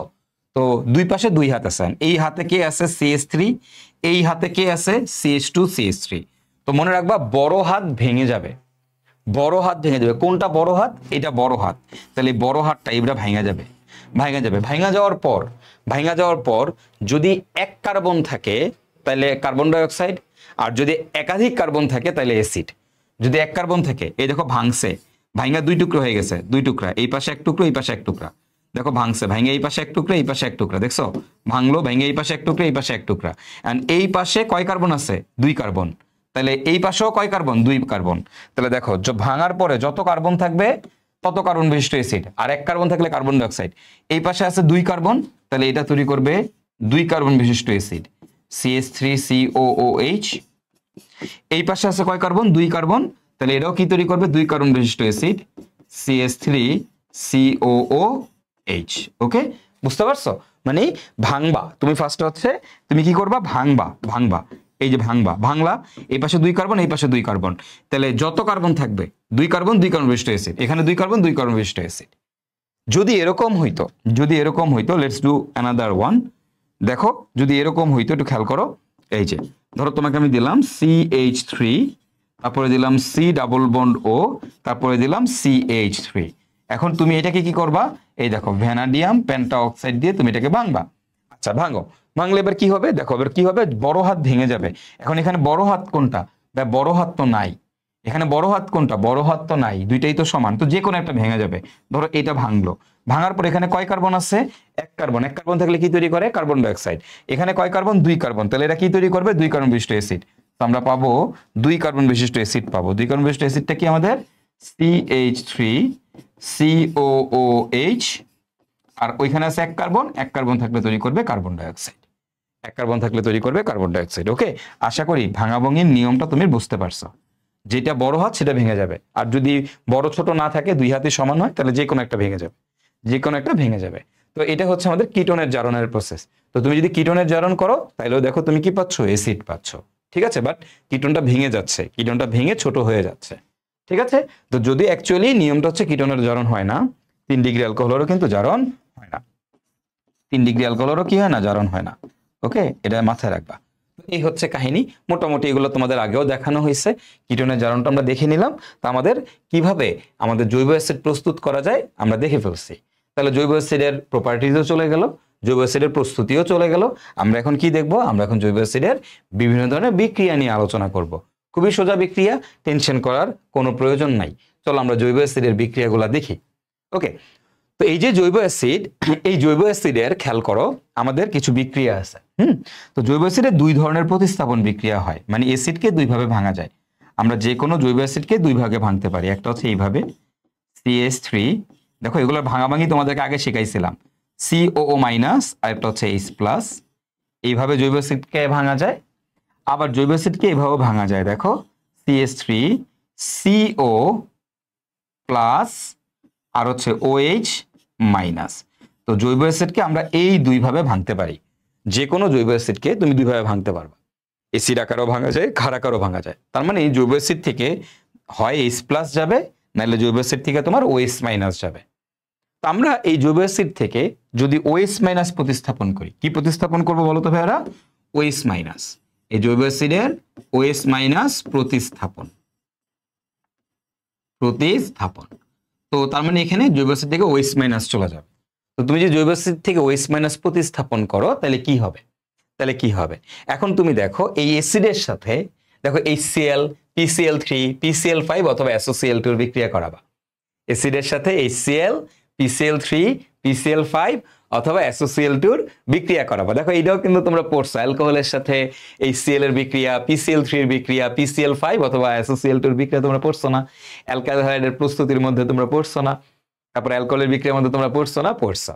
তো যদি এটা দেই তাহলে OH এর জায়গায় কে গিয়ে বসবে, হ্যালোজেন। OH এর জায়গায় কে গিয়ে বসবে, ক্লোরিন।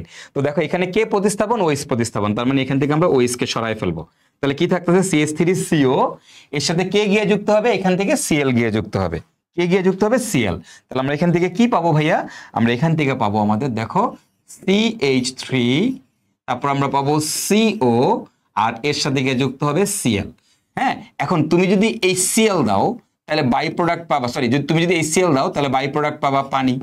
তুমি যদি তোমাদেরকে পড়ানো হয়েছিল মনে আছে কিনা, এই PCl3 দাও তাহলে বাই প্রোডাক্ট কি, H3PO3। বলো তো তোমাদেরকে যদি PCl5 দেই তাহলে বাই প্রোডাক্ট কি, এই ভাইয়া PCl5 দিলে বাই প্রোডাক্ট কি, POCl3। বাই প্রোডাক্ট কি, POCl3 plus HCl, POCl3 plus HCl। ওকে, আর আমি যদি এইখানে SOCl2 দেই আমি কি পাবো, সালফার ডাইঅক্সাইড প্লাস HCl। ওকে, সালফার ডাইঅক্সাইড প্লাস HCl, এই বিক্রিয়া কিন্তু তোমাদের পড়াইছি। দেখো এটার সাথে অ্যালকোহলের সাথে এই বিক্রিয়া তোমরা দেখে আসছো, অ্যালকোহলের OH এর জায়গায় হ্যালোজেন গিয়ে বসে, এখানে অ্যাসিডের OH এর জায়গায় হ্যালোজেন গিয়ে বসবে। গিয়ে যদি HCl দেই তাহলে বাই প্রোডাক্ট যাবে হচ্ছে পানি।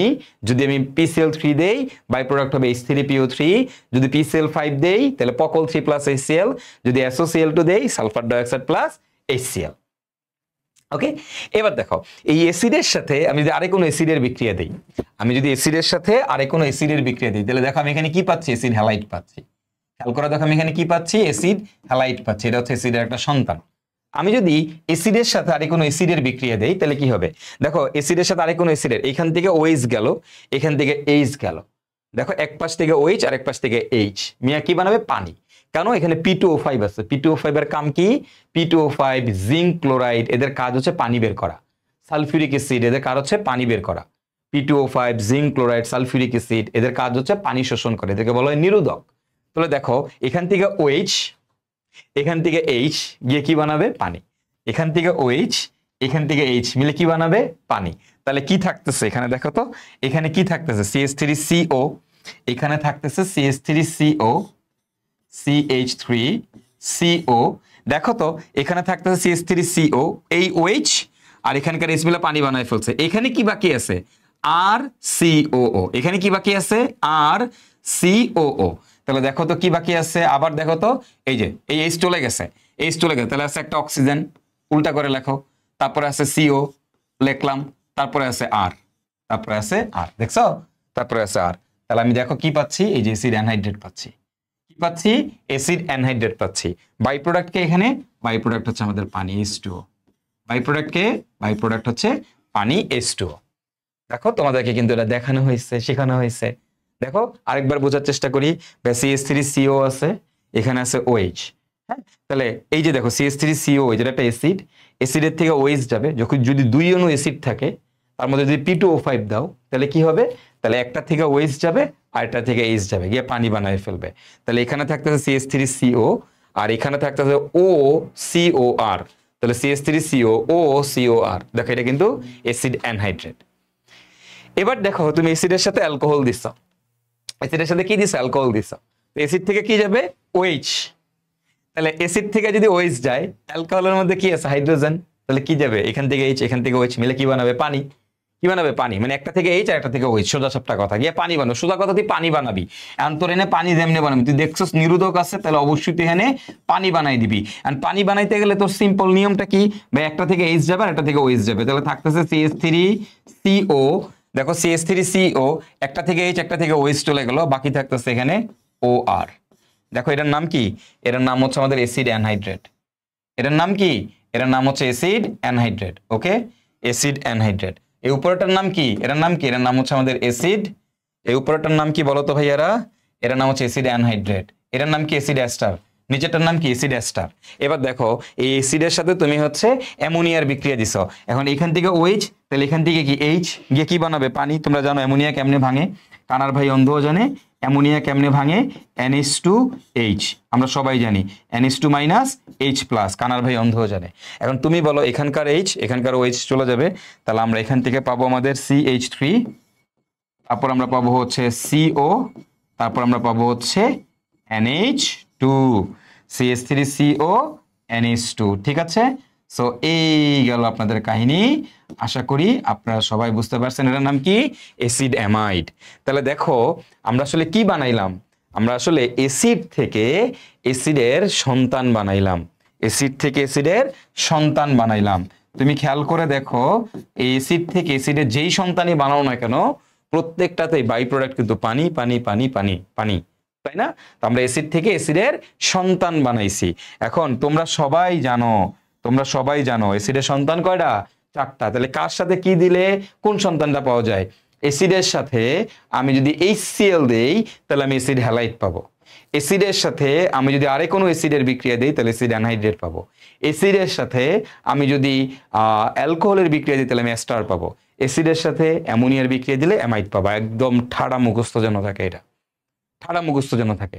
এখন তোমরা বলো তো অ্যাসিডের সন্তানদের কাছ থেকে আবার কেমনে অ্যাসিডে ব্যাক যাব, বলো তো ভাই অ্যাসিডের সন্তানদের কাছ থেকে আবার কেমনে অ্যাসিডে ব্যাক যাব, অ্যাসিডের সন্তানদের কাছ থেকে কেমনে অ্যাসিডে ব্যাক যায়, একটু আগে পড়াইছ। অ্যাসিডের সন্তানদেরকে কি করলে অ্যাসিড পাওয়া যায়, অম্লীয় আদ্র বিশ্লেষণ। এদেরকে যদি অম্লীয় আদ্র বিশ্লেষণ করি তাহলে আবার আমি কি পাবো, অ্যাসিড পাবো। ওকে, তাহলে দেখো আমরা আমাদের অ্যাসিডের OH- প্রতিস্থাপনের বিক্রিয়াগুলো দেখে ফেললাম। এবার অ্যাসিডের আমরা হচ্ছে H+ প্রতিস্থাপন বিক্রিয়া দেখবো। H+ প্রতিস্থাপন মানে অ্যাসিড অ্যাসিড হিসাবে কাম করতেছে, বুঝলা? আগেরটাতে অ্যাসিড ক্ষার হিসাবে কাম করতেছিল, এখন আমরা অ্যাসিড অ্যাসিড হিসাবে কাজ করবে। তো অ্যাসিড কি করে, H+ দান করে, তাহলে অবভিয়াসলি H+ প্রতিস্থাপন। তো আগেরটাতে কি হয়েছে, অ্যাসিড OH- প্রতিস্থাপন মানে ক্ষার আকারে কাজ করছে, আর এখন এই বিক্রিয়াগুলোতে অ্যাসিড H+ আকারে কাজ করবে। তো কখন অ্যাসিড ক্ষার আকারে কাজ করে তোমরা জানো, যখন অ্যাসিডের সাথে এর থেকে অধিক শক্তিশালী কোনো অ্যাসিড থাকে, তাই না? অ্যাসিডের সাথে যখন এর থেকে অধিক শক্তিশালী কোনো অ্যাসিড থাকে তখন অ্যাসিড কি আকারে কাজ করে, ক্ষার আকারে কাজ করে। এগুলো তোমাদের আগে পড়াইছি, কিভাবে বিকারকের ভাঙন করতে হয় এগুলো দেখাইছি। তো এই বিকারকের ভাঙনের ক্লাসটা একটু ভালো মতো মনে রাখলে এগুলো তোমাদের এখন নিজেরই পারার কথা। তো প্যারা নাই, জাস্ট আমরা প্র্যাকটিস করি। ওকে, তো H+ প্রতিস্থাপন করবা, তাহলে দেখো খুব সিম্পল, এখান থেকে এবার H+ যাবে, তাহলে CH3COO- H+ চলে যাবে, তাহলে গিয়া কি যুক্ত হবে এখানে, এখানে গিয়ে যুক্ত হবে, দেখো কি হবে, CH3, এই যে দেখো আমরা এখান থেকে পাবো আমাদের CH3COO-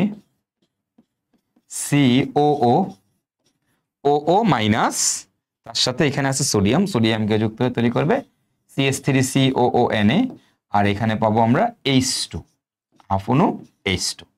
ঠিক আছে, জাস্ট সমতা করার দরকার নেই, হাইড্রোজেন গ্যাস পাবো। ঠিক সিমিলারলি আমি যদি এখানে সোডিয়াম হাইড্রোক্সাইড দেই, তাহলে অ্যাসিড আর সোডিয়াম হাইড্রোক্সাইড তোমরা সবাই জানো কি হবে, CH3COONA। আর এবার কি হবে, এখানকার হাইড্রোজেন এখানকার OH এর সাথে মিলে পানি তৈরি করবে। দেন এগেইন যদি ক্যালসিয়াম দাও তাহলে কি হবে, CH3 ক্যালসিয়ামের যোজনী কত, 2, তাহলে CH3COO2 Ca, okay, 2Ca, that's it, done, that's it, done. তার মানে দেখো আমি কিন্তু অ্যাসিড থেকে এই যে অ্যাসিডের সাথে ক্ষারের বিক্রিয়া করলে কি আমরা দেখে নিলাম। এগুলো হচ্ছে অ্যাসিডের H+ প্রতিস্থাপন বিক্রিয়া, আর এগুলো হচ্ছে অ্যাসিডের OH- প্রতিস্থাপন, বা আমরা বলতে পারি অ্যাসিডের জাতকদের প্রস্তুতি। ঠিক আছে, খুবই ইম্পর্টেন্ট বিক্রিয়া। তোমার অ্যাসিড থেকে খুব বেশি কিছু পড়া লাগে না, অ্যাসিডের 4টা জাতক কেমনে তৈরি করে, ঠিক আছে, আর অ্যাসিডের এই বিক্রিয়াগুলো একটু জাস্ট ছোট ছোট সহজ বিক্রিয়া, এগুলো তো খুব সহজ। ক্ষারের সাথে বিক্রিয়া করলে কি হয় তোরা জানোস, সারা জীবন ধরে পড়ে আসছে, প্রশমন বিক্রিয়া। ওকে, তো যাই হোক, এখান থেকে একটা ছোট্ট জিনিস মনে রাখবা, তুমি যদি এই জিনিসটার, এই যে ক্যালসিয়াম অ্যাসিডেট আছে, এই ক্যালসিয়াম অ্যাসিডেটের তুমি যদি পাতন করো, এটার যদি তুমি কি করো ভাইয়া, পাতন করো, পাতন করো, এই ক্যালসিয়াম অ্যাসিডেটের তুমি যদি পাতন করো, ওকে, ক্যালসিয়াম অ্যাসিটেটের তুমি যদি পাতন করো, আমাদের এই ক্যালসিয়াম অ্যাসিটেটের পাতন করলে কি হবে তুমি জানো, এইটাকে পাতন করলে তুমি পাবা এখান থেকে প্রোপানন, কি পাবা, প্রোপানন পাবা। এটা আমাদের কিটোন প্রস্তুতি, অ্যালডিহাইড কিটোন প্রস্তুতির একটা বিখ্যাত বিক্রিয়া। ঠিক আছে, এগুলো আমরা অ্যাডমিশনে গেলে শিখি। এরকম আমাদের ক্যালসিয়ামের যে লবণগুলো আছে, এই বিভিন্ন ধরনের ক্যালসিয়াম লবণ বা এদের মিক্সচারকে পাতন করলে কখন কোন ধরনের অ্যালডিহাইড কিটোন পাওয়া যায়, এগুলো আমরা অ্যাডমিশনে গেলে পড়ি। তো এখান থেকে কিটোন পাওয়া যায়। ঠিক আছে, এই ক্যালসিয়াম, এই যে দেখো ক্যালসিয়ামের এই লবণটাকে পাতন করলে এখান থেকে কিটোন পাওয়া। ঠিক আছে, এটা খুব বেশি দরকারি কোনো বিক্রিয়া না, বাট এটা অ্যাডমিশনে গেলে অ্যাডমিশনের জন্য ইম্পর্টেন্ট, অ্যাডমিশন এটা খুবই ইম্পর্টেন্ট। ঠিক আছে, ওকে, সো আশা করি তোমরা বুঝতে পারছো এখানে ইম্পর্টেন্ট বিক্রিয়া কোনগুলো। আমি যদি একটু মার্ক করে দিই তোমাকে, এখানে বেসিক্যালি ইম্পর্টেন্ট বিক্রিয়া হচ্ছে অ্যাসিডের সবচেয়ে ইম্পর্টেন্ট টপিক হচ্ছে এই যে অ্যাসিড হ্যালাইড প্রস্তুতি, এস্টার প্রস্তুতি, এটা খুব ইম্পর্টেন্ট। অ্যামাইড প্রস্তুতি খুব ইম্পর্টেন্ট, হ্যাঁ, অ্যাসিড হ্যালাইড প্রস্তুতি খুব ইম্পর্টেন্ট, এগুলো খুবই ইম্পর্টেন্ট বিক্রিয়া। ওকে, এরপরে অ্যাসিডের এখান থেকে এই বিক্রিয়াটা ইম্পর্টেন্ট, এই যে এটা ইম্পর্টেন্ট, এই বিক্রিয়াটা ইম্পর্টেন্ট, এগুলো ইম্পর্টেন্ট বিক্রিয়া, যেগুলো ইম্পর্টেন্ট এগুলোর উপরে মার্ক দিয়ে রাখতেছি। দেখো অ্যাসিডের প্রস্তুতির মধ্যে এটা সহজ প্রস্তুতি, এগুলার মূল বলার দরকার নাই। সায়ানের অম্লীয় বিশ্লেষণ খুব ইম্পর্টেন্ট বিক্রিয়া। গ্রিগনাট বিকারক থেকে জৈব অ্যাসিড খুব ইম্পর্টেন্ট বিক্রিয়া, এই দুইটা খুবই ইম্পর্টেন্ট বিক্রিয়া। ওকে, তারপরে অ্যাসিডের এই যে ধর্মগুলা, এগুলো খুবই ইম্পর্টেন্ট, বুঝলা, এই যে অ্যাসিডের যে ধর্ম, অনেক বেশি ইম্পর্টেন্ট কোয়েশ্চেন এগুলা। ওকে, অনেক বেশি ইম্পর্টেন্ট কোয়েশ্চেন। তারপরে এই যে এটা অম্লধর্মিতা, ও বাবা রে বাবা, এটা তো সবচেয়ে ইম্পর্টেন্ট, অ্যাসিডের সবচেয়ে ইম্পর্টেন্ট টপিক। তো দেখো অ্যাসিডের অম্লধর্মিতা পারবো। কেন অ্যাসিড অ্যালডিহাইড কিটোনের মতো দ্রুত বিক্রিয়া দেয় না, কারণ অ্যাসিডের মধ্যে রেজোনেন্স হয়। আমরা অ্যাসিড একটা H+ দান করলে আমাদের যে আয়নটা পাই, আমরা অ্যাসিডের যে আমরা আয়নটা পাচ্ছি, এই আয়নটার মধ্যে রেজোনেন্স হয়, আর এই রেজোনেন্সের কারণে এটা অনেক বেশি স্ট্রং বন্ড ক্রিয়েট করে। তো এখান থেকে এখানে আমাদের নিউক্লিয়র দ্রুত বিক্রিয়া দেওয়া সম্ভব হয় না। আচ্ছা, তারপরে আসো, এই যে অ্যাসিডের প্রস্তুতি মোটামুটি কোনগুলো ইম্পর্টেন্ট দেখাই দিলাম। তারপরে অ্যাসিডের বিক্রিয়া আমরা মোটামুটি দেখে ফেলছি, গুরুত্বপূর্ণ বিক্রিয়া সব। এবার দেখো, এবার যে বিক্রিয়াগুলো আছে তুমি একটু খেয়াল করো। এই যে অ্যাসিডের মধ্যে লিথিয়াম অ্যালুমিনিয়াম হাইড্রাইড দিছ, কি দিছ, লিথিয়াম অ্যালুমিনিয়াম হাইড্রাইড দিছ। এন্ড লিথিয়াম অ্যালুমিনিয়াম হাইড্রাইড কি, এটা কি, এটা একটা বিজারক। এটা কি, এটা হচ্ছে একটা বিজারক, তোমরা সবাই জানো। এটা আমাদের কি, এটা হচ্ছে আমাদের তীব্র বিজারণ। যেহেতু দেখো ধাতু আছে, ধাতুর সাথে হাইড্রোজেন আছে, তাহলে অবশ্যই কি বিজারক, তাই না? এখন যেহেতু এটা বিজারক, তীব্র বিজারণ, তাহলে অ্যাসিডের তীব্র বিজারণে কি পাওয়া যায়, একটু আগে তোমরা দেখে আসছো, দেখো তো একটু আগে তোমরা দেখে আসছো, বলো। এই একটা অ্যালকোহলের জারণ করলে অ্যালডিহাইড, অ্যালডিহাইডের জারণ করলে জৈব অ্যাসিড, তাহলে অ্যালকোহলের এই 1 ডিগ্রি অ্যালকোহলের তীব্র জারণ করলে কি পাওয়া যায়, জৈব অ্যাসিড পাওয়া যায়। তাহলে জৈব অ্যাসিডের তীব্র বিজারণ করলে কি পাওয়া যায়, তীব্র বিজারণ করলে কি, এই দেখো 1 ডিগ্রি অ্যালকোহলের তীব্র জারণ করলে জৈব অ্যাসিড পাওয়া যায়। তাহলে জৈব অ্যাসিডের তীব্র বিজারণ করলে কি পাওয়া যাবে, 1 ডিগ্রি অ্যালকোহল পাওয়া যাবে, 1 ডিগ্রি অ্যালকোহল পাওয়া যাবে। তাহলে যেহেতু এটা তীব্র বিজারণ, তাহলে এখান থেকে আমি একটা 1 ডিগ্রি অ্যালকোহল পাবো। বলো তো এটা কয় কার্বন বিশিষ্ট অ্যালকোহল, তোমরাই বলো এটা কয় কার্বন বিশিষ্ট অ্যালকোহল, সরি অ্যাসিড 2 কার্বন। তাহলে আমি এখানে একটা 2 কার্বন বিশিষ্ট অ্যালকোহল, 1 ডিগ্রি অ্যালকোহল CH3CH2OH পাবো। ওকে, ফাইন। এখন তুমি যদি লিথিয়াম অ্যালুমিনিয়াম হাইড্রাইডের জায়গায় সোডিয়াম বোরোহাইড্রেট দাও, তাহলে মনে রাখবা সোডিয়াম বোরোহাইড্রেট কিন্তু অ্যাসিডকে বিজারিত করতে পারে না। সোডিয়াম বোরোহাইড্রেট কিন্তু অ্যাসিডকে বিজারিত করতে পারে না। কেন পারে না? এই সোডিয়াম বোরোহাইড্রেট কেন পারে না? এটা একটু দুর্বল। এ সবল, এ কিন্তু দুর্বল। দুর্বল হওয়ার কারণে অ্যাসিডকে বিজারণ করতে গেলে, ওই যে তোমরা জানো অ্যাসিডকে বিজারণ, অ্যাসিডের মধ্যে আয়নটা অনেক বেশি, রেজোনেন্স স্টেবল থাকে, তো এ বিজারণ করতে পারে না। কিন্তু এর বড় ভাই লিথিয়াম অ্যালুমিনিয়াম হাইড্রেট ঠিকই একে বিজারণ করতে পারে। এবার আসো প্যালাডিয়াম বেরিয়াম সালফেট। তোমরা সবাই জানো যে প্যালাডিয়াম বেরিয়াম সালফেট কি করে। এই প্যালাডিয়াম বেরিয়াম সালফেট কি করে? এদের কাজ কি? এদের কাজ হচ্ছে সবসময় ওয়ান স্টেপ বিজারণ করে। এটা আমরা ওই যে অ্যালকাইনের বিজারণের মধ্যে পড়ে আসছি, তাই না? এদের কাজ কি? এদের কাজ হচ্ছে ওয়ান স্টেপ বিজারণ করা। এদের কাজ হচ্ছে ওয়ান স্টেপ বিজারণ, ওয়ান স্টপ বিজারণ করা, মানে এক ধাপ বিজারণ করা, ওয়ান স্টেপ বিজারণ করা, ওয়ান স্টেপ বিজারণ। ওকে, এখন এক ধাপ বিজারণ করবে। এদের কাজ সবসময় এক ধাপ বিজারণ করা। এখন তোমরা আমাকে বলো, এই যে একটু আগে দেখছো অ্যাসিড, এই যে দেখো অ্যাসিড, এই দেখো এইবার খেয়াল করো, 1 ডিগ্রি অ্যালকোহলে জারণ করলে অ্যালডিহাইড, অ্যালডিহাইডে জারণ করলে অ্যাসিড, অ্যাসিডের এক ধাপ বিজারণ করলে অ্যালডিহাইড, অ্যালডিহাইডের বিজারণ করলে 1 ডিগ্রি অ্যালকোহল। এখন বলো প্যালাডিয়াম বেরিয়াম সালফেট কি করে? এক ধাপ বিজারণ করে। তাহলে অ্যাসিড থেকে এক ধাপ যদি বিজারণ হয় কি হবে? অ্যালডিহাইড হবে। অ্যাসিড থেকে এক ধাপ বিজারণ করলে কি হবে? অ্যালডিহাইড হবে। তার মানে আমি এখানে কি পাবো? আমি এখান থেকে পাবো হচ্ছে অ্যালডিহাইড। এটা কয় কার্বন বিশিষ্ট অ্যাসিড? 2 কার্বন। তাহলে আমি এখানে পাবো 2 কার্বন বিশিষ্ট অ্যালডিহাইড, CH3CHO। এই যে বিক্রিয়াটা, এটা খুবই বিখ্যাত একটা বিক্রিয়া। এই বিক্রিয়াটার নাম আছে, এটাকে বলা হয় রোজেনমুন বিজারণ। এই বিক্রিয়াটার নাম কি? এই বিক্রিয়ার নাম হচ্ছে রোজেনমুন্ড বিজারণ বিক্রিয়া। রোজেনমুন্ড বিজারণ বিক্রিয়া, এটার নাম কি? রোজেনমুন্ড বিজারণ, এক স্টেপ বিজারণ। ওকে, ডান। এবার আসো আমরা তারপরের বিক্রিয়াটা দেখি। হ্যাঁ, পরের বিক্রিয়াটা দেখি। আচ্ছা, আমি রোজেনমুন্ড বিজারণ বিক্রিয়াটা তোমাদেরকে একটু এখানে দেখাই, একটু খেয়াল করো, এটা একটু মাথায় রেখো। যে ধরো তোমাকে আমি দিলাম RCOOH, অ্যাসিড দিলেও হবে অথবা অ্যাসিডের সন্তান দিলেও হবে, RCOCl, স্পেশালি অ্যাসিডের বড় সন্তান। অ্যাসিড, জৈব অ্যাসিড বা অ্যাসিডের সন্তান, বড় সন্তান, অ্যাসিডের সবচেয়ে শক্তিশালী সন্তান। অ্যাসিড বা অ্যাসিডের সন্তান যে কারোর সাথে, অ্যাসিড বা অ্যাসিডের সন্তান দুইটার মধ্যে যে কারোটার সাথে তুমি কি করবা? প্যালাডিয়াম বেরিয়াম সালফেট দিবা। কি করবা? প্যালাডিয়াম আর বেরিয়াম সালফেট, এই দুইটার মধ্যে প্যালাডিয়াম বেরিয়াম সালফেট দিলে কি হবে? Always remember one step reduction. তো অ্যাসিড বা অ্যাসিডের সন্তানের এক স্টেপ রিডাকশন করলে সবসময় কি পাবো? অ্যালডিহাইড পাবো, RCH, অ্যালডিহাইড। যদি অ্যাসিড দাও তাহলে বাই প্রোডাক্ট পাবা পানি। আর যদি তুমি এই অ্যাসিড হ্যালাইড দাও তাহলে বাই প্রোডাক্ট পাবা HCl। বাই প্রোডাক্ট অত ম্যান্ডেটরি কিছু না, কোনো সমস্যা নেই। যেহেতু তুমি বিজারণ করতেছো তাহলে অলওয়েজ মনে রাখবা যেগুলো বাকি থাকবে ওগুলো হাইড্রোজেনের লগে খালি অ্যাড করে দিবা। ওকে, যখন বিজারণ করবা যা বাকি থাকবে তার সাথে হাইড্রোজেন অ্যাড করে দিবা। এই হচ্ছে কাহিনী। RCO, এই দেখো অ্যাসিড এক স্টেপ বিজারণ করলে অ্যালডিহাইড, এটা এক স্টেপ বিজারণ করলো অ্যালডিহাইড, কোনো সমস্যা নেই, একই। এটা ব্যবহার করলে বাই প্রোডাক্ট পানি, এটা ব্যবহার করলে বাই প্রোডাক্ট হচ্ছে HCl। এই বিক্রিয়ার নাম কি? এটার নামই হচ্ছে আমাদের বিখ্যাত রোজেনমুন্ড বিজারণ। এই বিক্রিয়ার নামই হচ্ছে বিখ্যাত রোজেনমুন্ড বিজারণ বিক্রিয়া। রোজেনমুন্ড বিজারণ বিক্রিয়া, ঠিক আছে? এটাই হচ্ছে আমাদের বিখ্যাত রোজেনমুন্ড বিজারণ বিক্রিয়া। এবার আমাদের লাস্ট রিঅ্যাকশন দেখো, আমরা এখানে ক্লোরিন দিচ্ছি অ্যাসিডের সাথে, ঠিক আছে? অ্যাসিডের মধ্যে ক্লোরিনেশন করতেছি সূর্যের আলো বা লাল পির উপস্থিতিতে। তো মনে রাখবা যে কোনো সময় ক্লোরিনেশন বিক্রিয়া হয় সবসময় আলফা কার্বনে।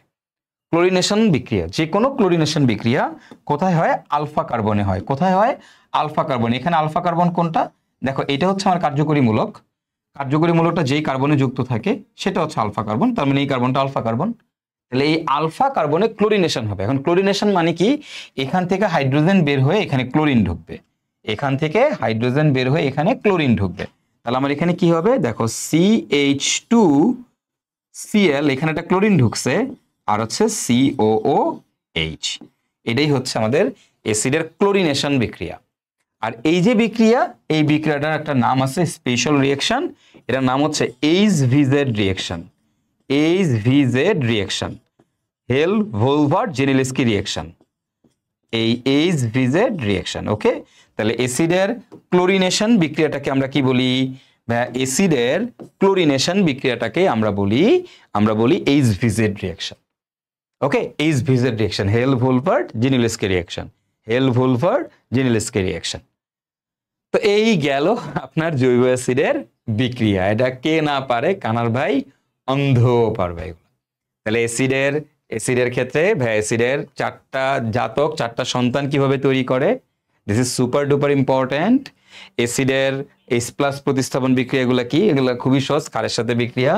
অ্যাসিডের তীব্র বিজারণ করলে অ্যালকোহল পাওয়া যাবে, অ্যাসিডের এক স্টেপ বিজারণ করলে অ্যালডিহাইড পাওয়া যাবে, আর অ্যাসিডের ক্লোরিনেশন করলে কি হবে ভাইয়া, এটা আমরা বুঝতেই পারতেছি, এটাকে আমরা বলি HBZ রিঅ্যাকশন, আলফা কার্বনে ক্লোরিনেশন হবে।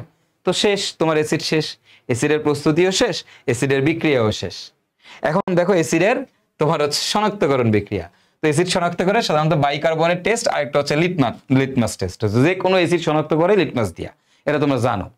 আনিলা অ্যাসিড লাল আনিলা নীল লিটমাসকে লাল করে, আমরা জানি আনিলা অ্যাসিড নীল লিটমাসকে লাল করে, এটা হচ্ছে লিটমাস টেস্ট। কানার ভাই অন্ধ জানে, এটা তোমরা জানো। এখন অ্যাসিডের এই যে বাইকার্বনের টেস্টটা কি, সিম্পল। তুমি যে কোনো একটা অ্যাসিড নাও, জৈব অ্যাসিড নাও, যে কোনো অ্যাসিডকে শনাক্ত করতেই সোডিয়াম বাইকার্বনেট ইউজ করা হয়। ওকে, সোডিয়াম বাইকার্বনেট ইউজ করে। এখন দেখো অ্যাসিড আর ক্ষারের বিক্রিয়া কি হয়, লবণ আর পানি, তাহলে কি হবে RCOONA, লবণ। আর যখনই কার্বনেট থাকে, কার্বনেট থাকলে যে কোনো বিক্রিয়াতে জানি কার্বনেট থেকে কি তৈরি করে, কার্বন ডাইঅক্সাইড আর পানি। কার্বনেট থাকলেই কার্বন ডাইঅক্সাইড পাওয়া যাবে। এন্ড এই যে কার্বন ডাইঅক্সাইডটা আছে, এই কার্বন ডাইঅক্সাইডের মধ্যে আমরা যদি চুনের পানি চালনা করি, এটা তোমাদের ছোটবেলা 9 10-এ থাকতেও তোমরা কিন্তু এগুলো পড়ছো, এটার মধ্যে আমরা কি করব, চুনের পানি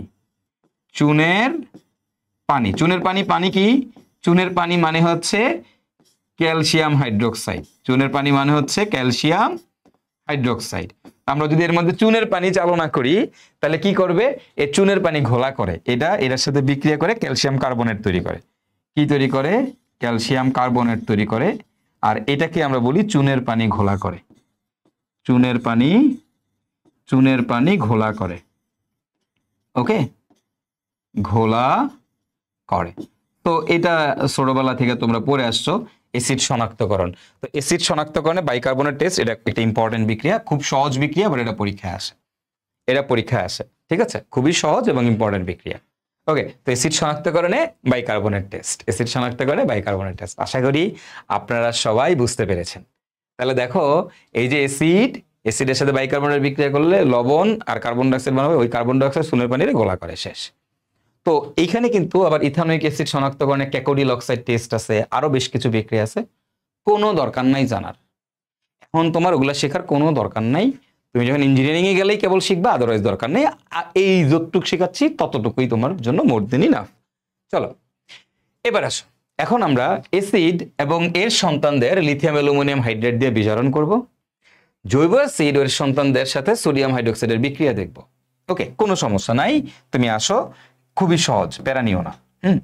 মাত্র তুমি দেখছো, আমি যদি কোনো একটা অ্যাসিডকে, অ্যাসিড মানে কি বলতো, এই যে RC⋯OH, তাই না, এটা আমাদের অ্যাসিড। এখন অ্যাসিডকে তুমি যখন লিথিয়াম অ্যালুমিনিয়াম হাইড্রেট দিয়ে বিজারণ করছো, এই মাত্রই করছো, অ্যাসিডের মধ্যে তুমি যখন লিথিয়াম অ্যালুমিনিয়াম হাইড্রেট দিছ, তখন কি হইছে, তোমরা সবাই জানো যে অ্যাসিডের তীব্র বিজারণ হইছে। এটা মানে কি, লিথিয়াম অ্যালুমিনিয়াম হাইড্রেট মানে কি, এটা মানে হচ্ছে আমাদের তীব্র বিজারণ। তো তীব্র বিজারণ যদি আমি অ্যাসিডের করি, তোমরা জানো অ্যাসিডের তীব্র বিজারণ করলে এখান থেকে কি পাওয়া যায়, 1 ডিগ্রি অ্যালকোহল। তার মানে আমি পাবো RCH2, এই যে দেখো, CO এর জায়গায় হয়ে যাবে CH2, আর এখানে পাবো OH, অ্যালকোহল পাবো। কয় ডিগ্রি অ্যালকোহল ভাইয়া, 1 ডিগ্রি অ্যালকোহল। এই দেখো, এটা আমাদের একটা 1 ডিগ্রি অ্যালকোহল পাচ্ছি, তাই না। আর এখানে আমি পাচ্ছি হচ্ছে বাই প্রোডাক্ট হচ্ছে পানি, বাই প্রোডাক্ট কি, পানি।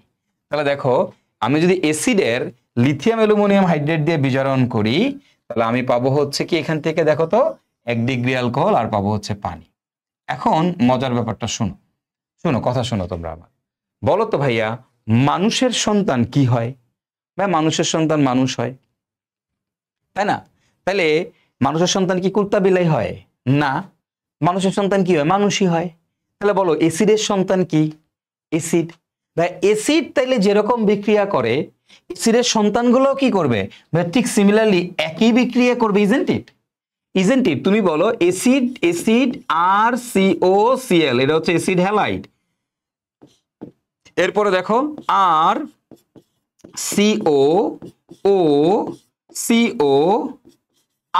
মনে করো। ওকে, আচ্ছা, তারপরে ধরো এই যে 3 নাম্বারটা দেখো, এই দেখো RCOR। এরপরে দেখো RC⋯O অ্যাসিড অ্যামাইড। চারটা সন্তানের লিখি RCOOCOR', মনে করে অ্যাসিড এস্টার লিখলাম। এখন তুমি দেখো এই যে অ্যাসিডের 4টা সন্তান, অ্যাসিড হ্যালাইড, হ্যাঁ, তারপরে তুমি খেয়াল করো অ্যাসিড এস্টার, তারপরে খেয়াল করো অ্যাসিড অ্যামাইড, তারপরে তুমি খেয়াল করো অ্যাসিড অ্যানহাইড্রেট। ওকে, অ্যাসিড অ্যানহাইড্রেট। এখন তুমি খেয়াল করো এগুলোর ক্ষেত্রে আসো, খেয়াল করো। এবার তুমি দেখো এদের প্রত্যেকের মধ্যে আমি যদি লিথিয়াম অ্যালুমিনিয়াম হাইড্রেট দেই, লিথিয়াম অ্যালুমিনিয়াম হাইড্রেট দিলে কি হবে? এটার মধ্যেও দিলাম লিথিয়াম অ্যালুমিনিয়াম হাইড্রেট, কি হবে? এটার মধ্যেও দিলাম লিথিয়াম অ্যালুমিনিয়াম হাইড্রেট, তাহলে কি হবে? এটার মধ্যেও দিলাম লিথিয়াম অ্যালুমিনিয়াম হাইড্রেট, তাহলে কি হবে? আসো, অ্যাসিডে তুমি যদি তীব্র বিয়োজন করো কি পাওয়া যায়? 1 degree alcohol, RCH2OH, 1 degree alcohol. তাহলে ভাই এদের যদি তুমি লিথিয়াম অ্যালুমিনিয়াম হাইড্রেট দিয়ে বিয়োজন করো তুমি কি পাবা? ভাই এই 1 ডিগ্রি অ্যালকোহলই পাবা, RCH2OH পাবা। ভাই এটার করলে কি পাবা? RCH2OH পাবা। ভাই এটার করলে কি পাবা? RCH2OH পাবা। এটার বিক্রিয়া করলে কি পাবা? RCH2OH পাবা। এখন মনে রাখবা এই অ্যাসিড হ্যালাইডের যে কোনো বিক্রিয়ায় বাই প্রোডাক্ট পাবা HCl, অ্যাসিড এস্টারের যে কোনো বিক্রিয়ায় বাই প্রোডাক্ট পাবা অ্যালকোহল R'OH, অ্যাসিড অ্যামাইডের যে কোনো বিক্রিয়ায় বাই প্রোডাক্ট পাবা অ্যামোনিয়া, অ্যাসিড অ্যানহাইড্রেটের যে কোনো বিক্রিয়ায় বাই প্রোডাক্ট কি পাবা? বাই প্রোডাক্ট পাবা হচ্ছে পানি। ঠিক আছে, বুঝতে পারছো? বাই প্রোডাক্ট কি পাবা? পানি পাবা। শোনো, তো এখানে 2 অণু অ্যালকোহল পাওয়া যাবে। কেন 2 অণু অ্যালকোহল পাওয়া যাবে? দেখো এই পাশে একটা RCO আছে, এই পাশে একটা RCO আছে, মানে এই RCO RCH2OH হয়ে যায়। RCO RCH2OH, ক্লোরিন আছে, হাইড্রোজেনের সাথে যুক্ত হয়েছে। RCO RCH2OH, R'(O) আছে, হাইড্রোজেনের সাথে যুক্ত হয়েছে। RCO RCH2OH, NH2 আছে, হাইড্রোজেনের সাথে যুক্ত হয়েছে। RCO RCH2OH, এই পাশেও RCO RCH2OH, অক্সিজেন আছে, হাইড্রোজেনের সাথে যুক্ত হয়েছে। বুঝতে পারছো? তুমি দেখো বাই প্রোডাক্ট RC, এটা দিলে HCl, এটা দিলে অ্যালকোহল, এটা দিলে অ্যামোনিয়া, এটা দিলে পানি। তুমি একটু খেয়াল করে দেখো, একটু আগে তোমাদের অ্যাসিডের প্রস্তুতি পড়াইছিলাম, তোমাদের মনে আছে কিনা দেখো। এই যে RCOCl এর সাথে অম্লীয় আদ্য বিশ্লেষণ করো, যে কোনো অ্যাসিডের অম্লীয় আদ্য বিশ্লেষণ করলে অ্যাসিড পাওয়া যায়। বাই প্রোডাক্ট কি হবে? এটা দিলে HCl, এটা দিলে পানি, এটা দিলে অ্যালকোহল, এটা দিলে অ্যামোনিয়া। দেখো তাই ছিল। অলওয়েজ মনে রাখবা অ্যাসিডের সন্তানদের যে কোনো বিক্রিয়ায় নিয়মটা কি? অ্যাসিড যেটা উৎপন্ন করবে সবাই একই বিক্রিয়া দিবে, খালি বাই প্রোডাক্টটা সেম হয়ে যাবে, ডিফারেন্ট হয়ে যাবে। এটা দিলে HCl, অ্যানহাইড্রেট ইউজ করলে পানি, এস্টার ইউজ করলে অ্যালকোহল, আর অ্যামাইড ইউজ করলে অ্যামিন। ওকে, চলো আমরা একটু দেখি এবার। আসো, এই যে দেখো আমরা দেখে ফেলছি, আমি যদি অ্যাসিডের সন্তানদের অ্যাসিডে লিথিয়াম অ্যালুমিনিয়াম হাইড্রেট দিয়ে বিক্রিয়া করলে অ্যালকোহল পাওয়া যায়, তাহলে অ্যাসিডের সন্তানদের সাথেও লিথিয়াম অ্যালুমিনিয়াম হাইড্রেট দিলে অ্যালকোহলই পাবা। বাই প্রোডাক্ট কার সাথে কি হবে লেখার আসলে অত দরকার নাই, তারপরও দেখাই দিলাম। আসো তারপরেরটা, জৈব অ্যাসিডের সাথে ও এর সন্তানদের সাথে সোডিয়াম হাইড্রোক্সাইড। এখন তুমি বলো জৈব অ্যাসিডটা কি? জৈব অ্যাসিড মানে কি? দেখো এই যে RC⋯OH, এটা হচ্ছে আমার জৈব অ্যাসিড। এর সাথে কার বিক্রিয়া? সোডিয়াম হাইড্রোক্সাইডের বিক্রিয়া। তোমরাই বলো জৈব অ্যাসিডের সাথে সোডিয়াম হাইড্রোক্সাইড বিক্রিয়া করলে কি তৈরি করে? তোমরা সবাই জানো, এই বলো এটা বিক্রিয়া করলে কি তৈরি করে? আমরা জানি সবাই RCOONA। আর কি পাই? পানি, তাই না?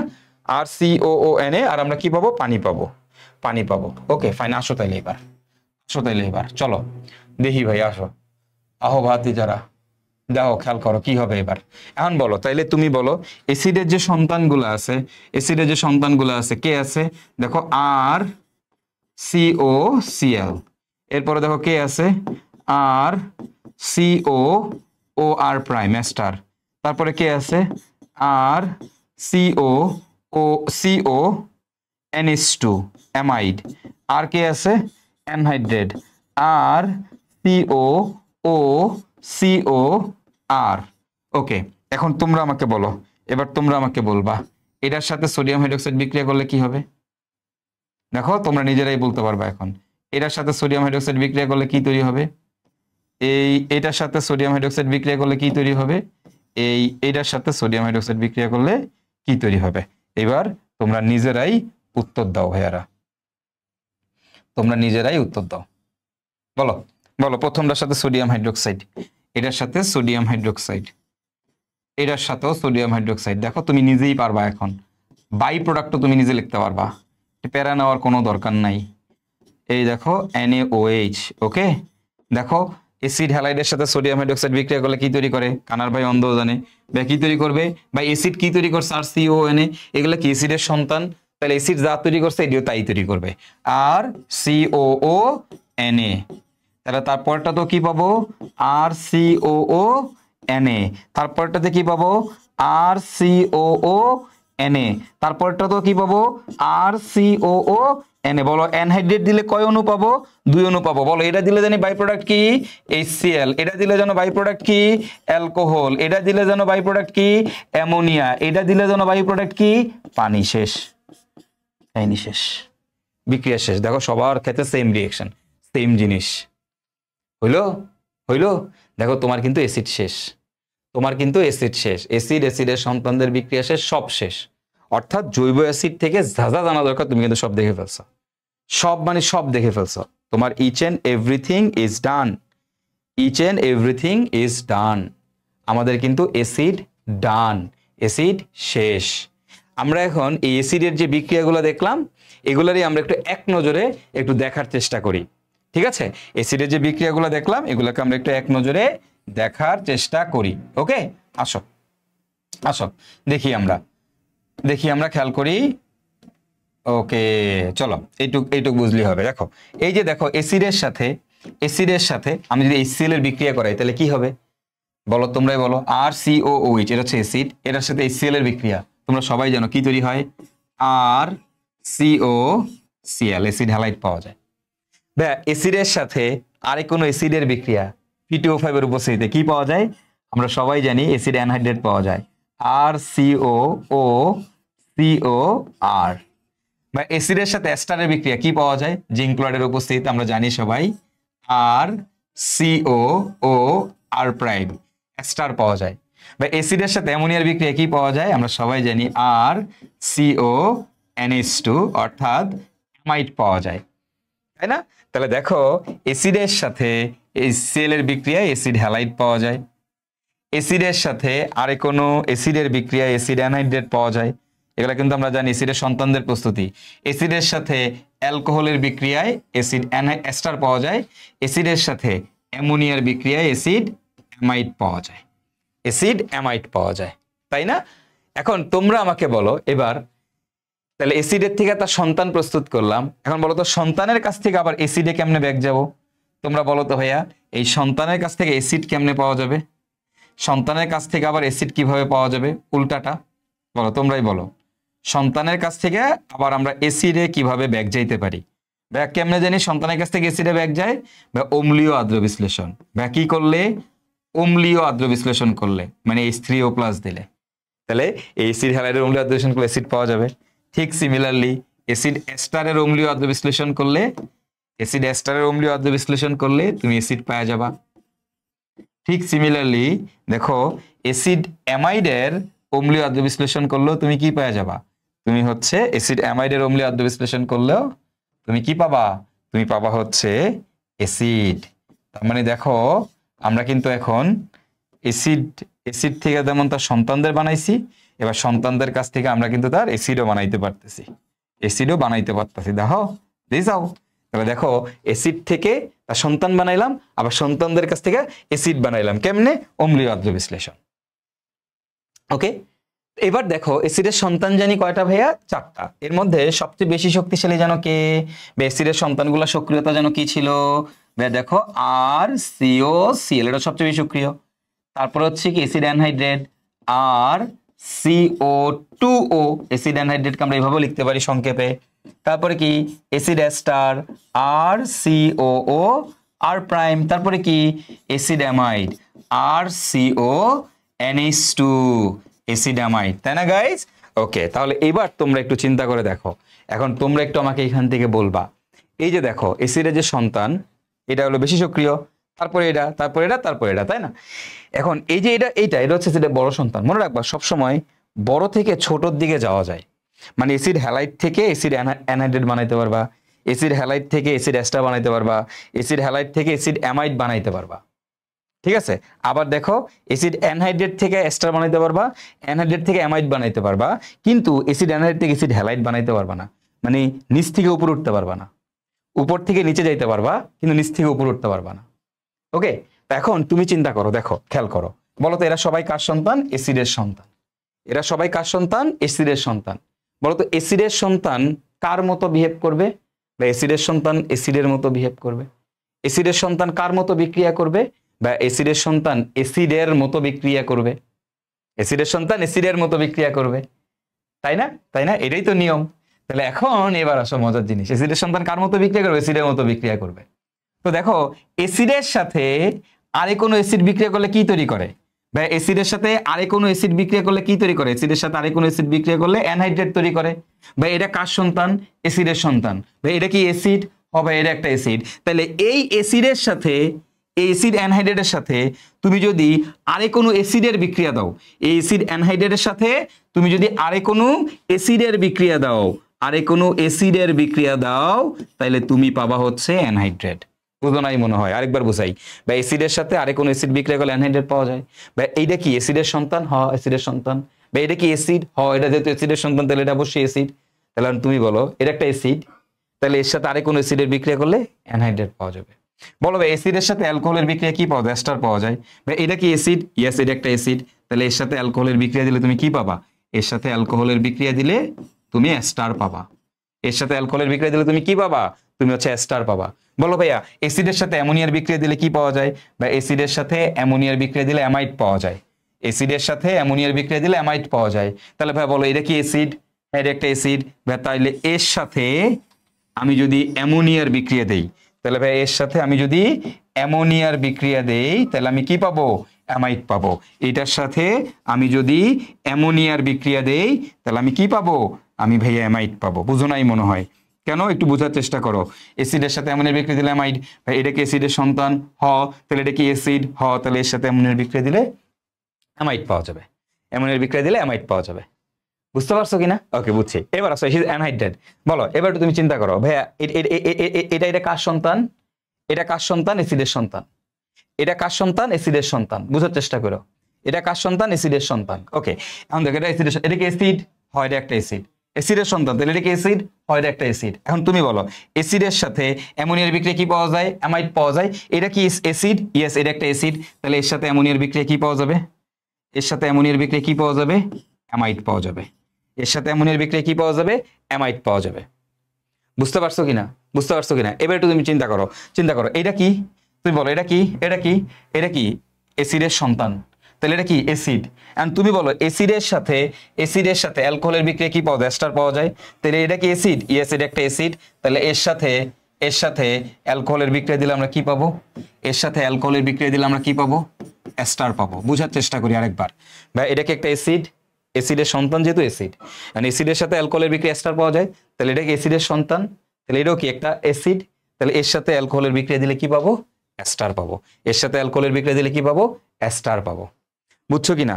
বুঝছো কিনা তোমরাই বলো। এর সাথে কার বিক্রিয়া? অ্যালকোহলের বিক্রিয়া দিছ, কি পাবা? এস্টার পাবা। এর সাথে অ্যালকোহলের বিক্রিয়া দিলে এস্টার পাবা। এবার তুমি বলো অ্যাসিডের সাথে HCl এর বিক্রিয়া দিলে কি পাওয়া যায়? Acid halide. অ্যাসিডের সাথে HCl এর বিক্রিয়া দিলে কি পাওয়া যায়? Acid halide. তাহলে এর সাথে HCl এর বিক্রিয়া দিলে কি পাবো? Acid halide. না, পাবো না, পাবো না। এইটার থেকে অ্যাসিড হ্যালাইড তুমি বানাইতে পারবা না। অ্যাসিড হ্যালাইড বেশি সক্রিয়। অ্যাসিড হ্যালাইড থেকে এটা বানাইতে পারবা, এটার থেকে এটা বানাইতে পারবো না। দেখো এটার থেকে তুমি এস্টার বানাইছো, কেন? নিচে। এটার থেকে তুমি অ্যামাইড বানাইছো, হ্যাঁ, কারণ নিচে আছে, নিচে আছে, উপরে যাইতে পারবা না। তাহলে এবার তুমি বলো তো এস্টার থেকে কি বানানো যাবে? এস্টার থেকে শুধু অ্যামাইড বানানো যাবে, এস্টার থেকে অ্যাসিড অ্যানহাইড্রেটও বানানো যাবে না, অ্যাসিড হ্যালাইডও বানানো, তাহলে এস্টার থেকে শুধু অ্যামাইড বানানো যাবে। তাহলে দেখো যে এস্টার থেকে তুমি কি পাবা, অ্যামাইড পাবা। কেমনে বলো, এটা কি একটা অ্যাসিড? হয়, এটা একটা অ্যাসিড, এটা একটা অ্যাসিড। কেন অ্যাসিড? কারণ এটা অ্যাসিডের সন্তান।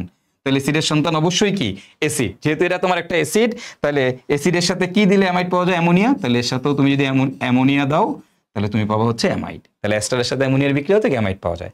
দেখছো আলটিমেটলি ঘটনাটা কি ঘটালো, যে ভাই অ্যাসিডের বিক্রিয়াগুলো যেরকম, অ্যাসিডের সন্তানগুলোর বিক্রিয়াও কি একই রকম। তুমি জাস্ট চিন্তা করবা, অ্যাসিড মানে হচ্ছে অ্যাসিডের সন্তান, অ্যাসিড আর সন্তান, অ্যাসিডের সন্তান মানে কি আসলে অ্যাসিড, মনে রাখবা। ঠিক আছে, অ্যাসিডের সন্তান মানে অ্যাসিড, তুমি খেলে এটা মনে রাখবা। ওকে চলো এবার আসো, এখন তোমাদেরকে কয়েকটা বিক্রিয়া দেখ, তোমরা নিজেরা করবা এই বিক্রিয়াগুলো, তোমরা নিজেরা করবা। ঠিক আছে, এই বিক্রিয়াগুলো তোমরা নিজেরা করবা এই অ্যাস্টারের সাথে। ঠিক আছে, অ্যাস্টারের সাথে দুইটা জিনিসের বিক্রিয়া শিখবা। অ্যাস্টারের সাথে দুইটা জিনিসের বিক্রিয়া শিখবা। কি কি, কোন দুইটা জিনিস? কোন দুইটা জিনিসের বিক্রিয়া শিখবে অ্যাস্টারের সাথে? এই যে দুইটা জিনিস, একটা হচ্ছে সোডিয়াম হাইড্রোক্সাইড বিক্রিয়া করলে কি হবে, একটু আগে দেখা আসছি তোমাদেরকে। আবার অ্যাস্টারের সাথে লিথিয়াম অ্যালুমিনিয়াম হাইড্রাইড বিক্রিয়া করলে কি হবে তোমাদেরকে দেখা আসছি। ঠিক সিমিলারলি অ্যাসিড অ্যানহাইড্রাইডের সাথেও তুমি এই দুইটা বিক্রিয়া লিখবা, তুমি পারবা, তোমাদেরকে শিখাইছি। এটার সাথে সোডিয়াম হাইড্রোক্সাইড বিক্রিয়া করলে কি হবে, এটার সাথে লিথিয়াম অ্যালুমিনিয়াম হাইড্রাইড বিক্রিয়া করলে কি হবে। ঠিক সিমিলারলি অ্যাসিড হ্যালাইডের মধ্যেও দুইটা বিক্রিয়া তোমরা শিখবা। ওকে, দুইটা বিক্রিয়া তোমরা শিখবা। কি কি? একটা হচ্ছে সোডিয়াম হাইড্রোক্সাইড বিক্রিয়া করলে কি হবে, আর একটা হচ্ছে লিথিয়াম অ্যালুমিনিয়াম হাইড্রাইড দিলে কি হবে। একটু আগে দেখে আসছো, তোমরা পারবা। ঠিক সিমিলারলি অ্যাসিড অ্যামাইডের জন্য তোমরা দেখবা, ঠিক আছে। এটার সাথে সোডিয়াম হাইড্রোক্সাইড বিক্রিয়া করলে কি হবে, এটার সাথে লিথিয়াম অ্যালুমিনিয়াম হাইড্রাইড বিক্রিয়া করলে কি হবে, নিজেরা লিখবা। ওকে, এবার আসো, এই যে এটার মধ্যে প্যালাডিয়াম আর বেরিয়াম সালফেট দিলে কি হবে, এটার মধ্যে প্যালাডিয়াম BaSO4 রোজেনমুন বিজারণ, নিজেরা করবেন।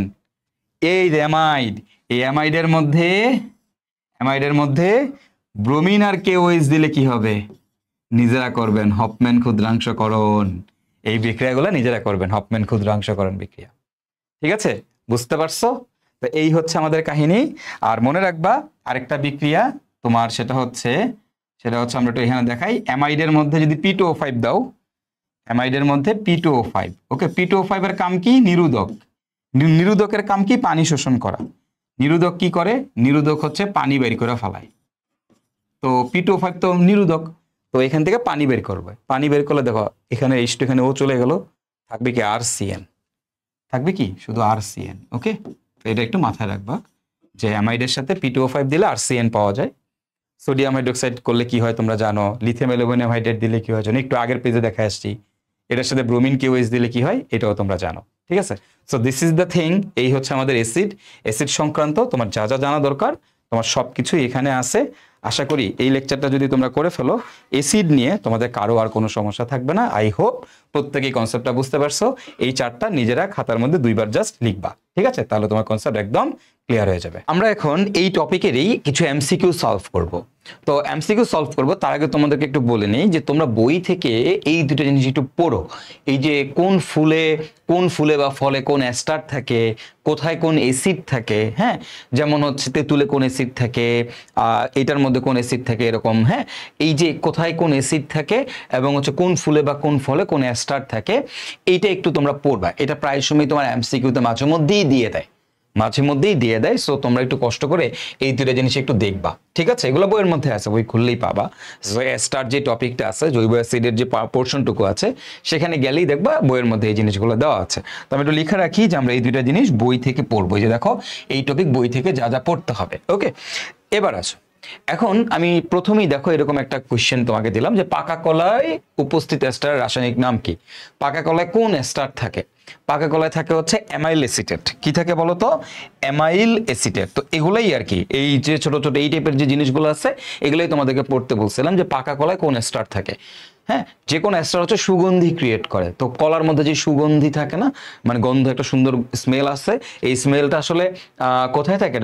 এটা কিসের কারণে হয়? অ্যামাইল অ্যাসিটেটের কারণে হয়, অ্যামাইল অ্যাসিটেট। ওকে, সো যদিও কলার গন্ধ অনেকে পছন্দ করো না, বাট স্টিল, তো এটা হচ্ছে অ্যামাইল অ্যাসিটেট। এবার আসো, কোন অ্যাসিড বেশি তীব্র অ্যাসিড?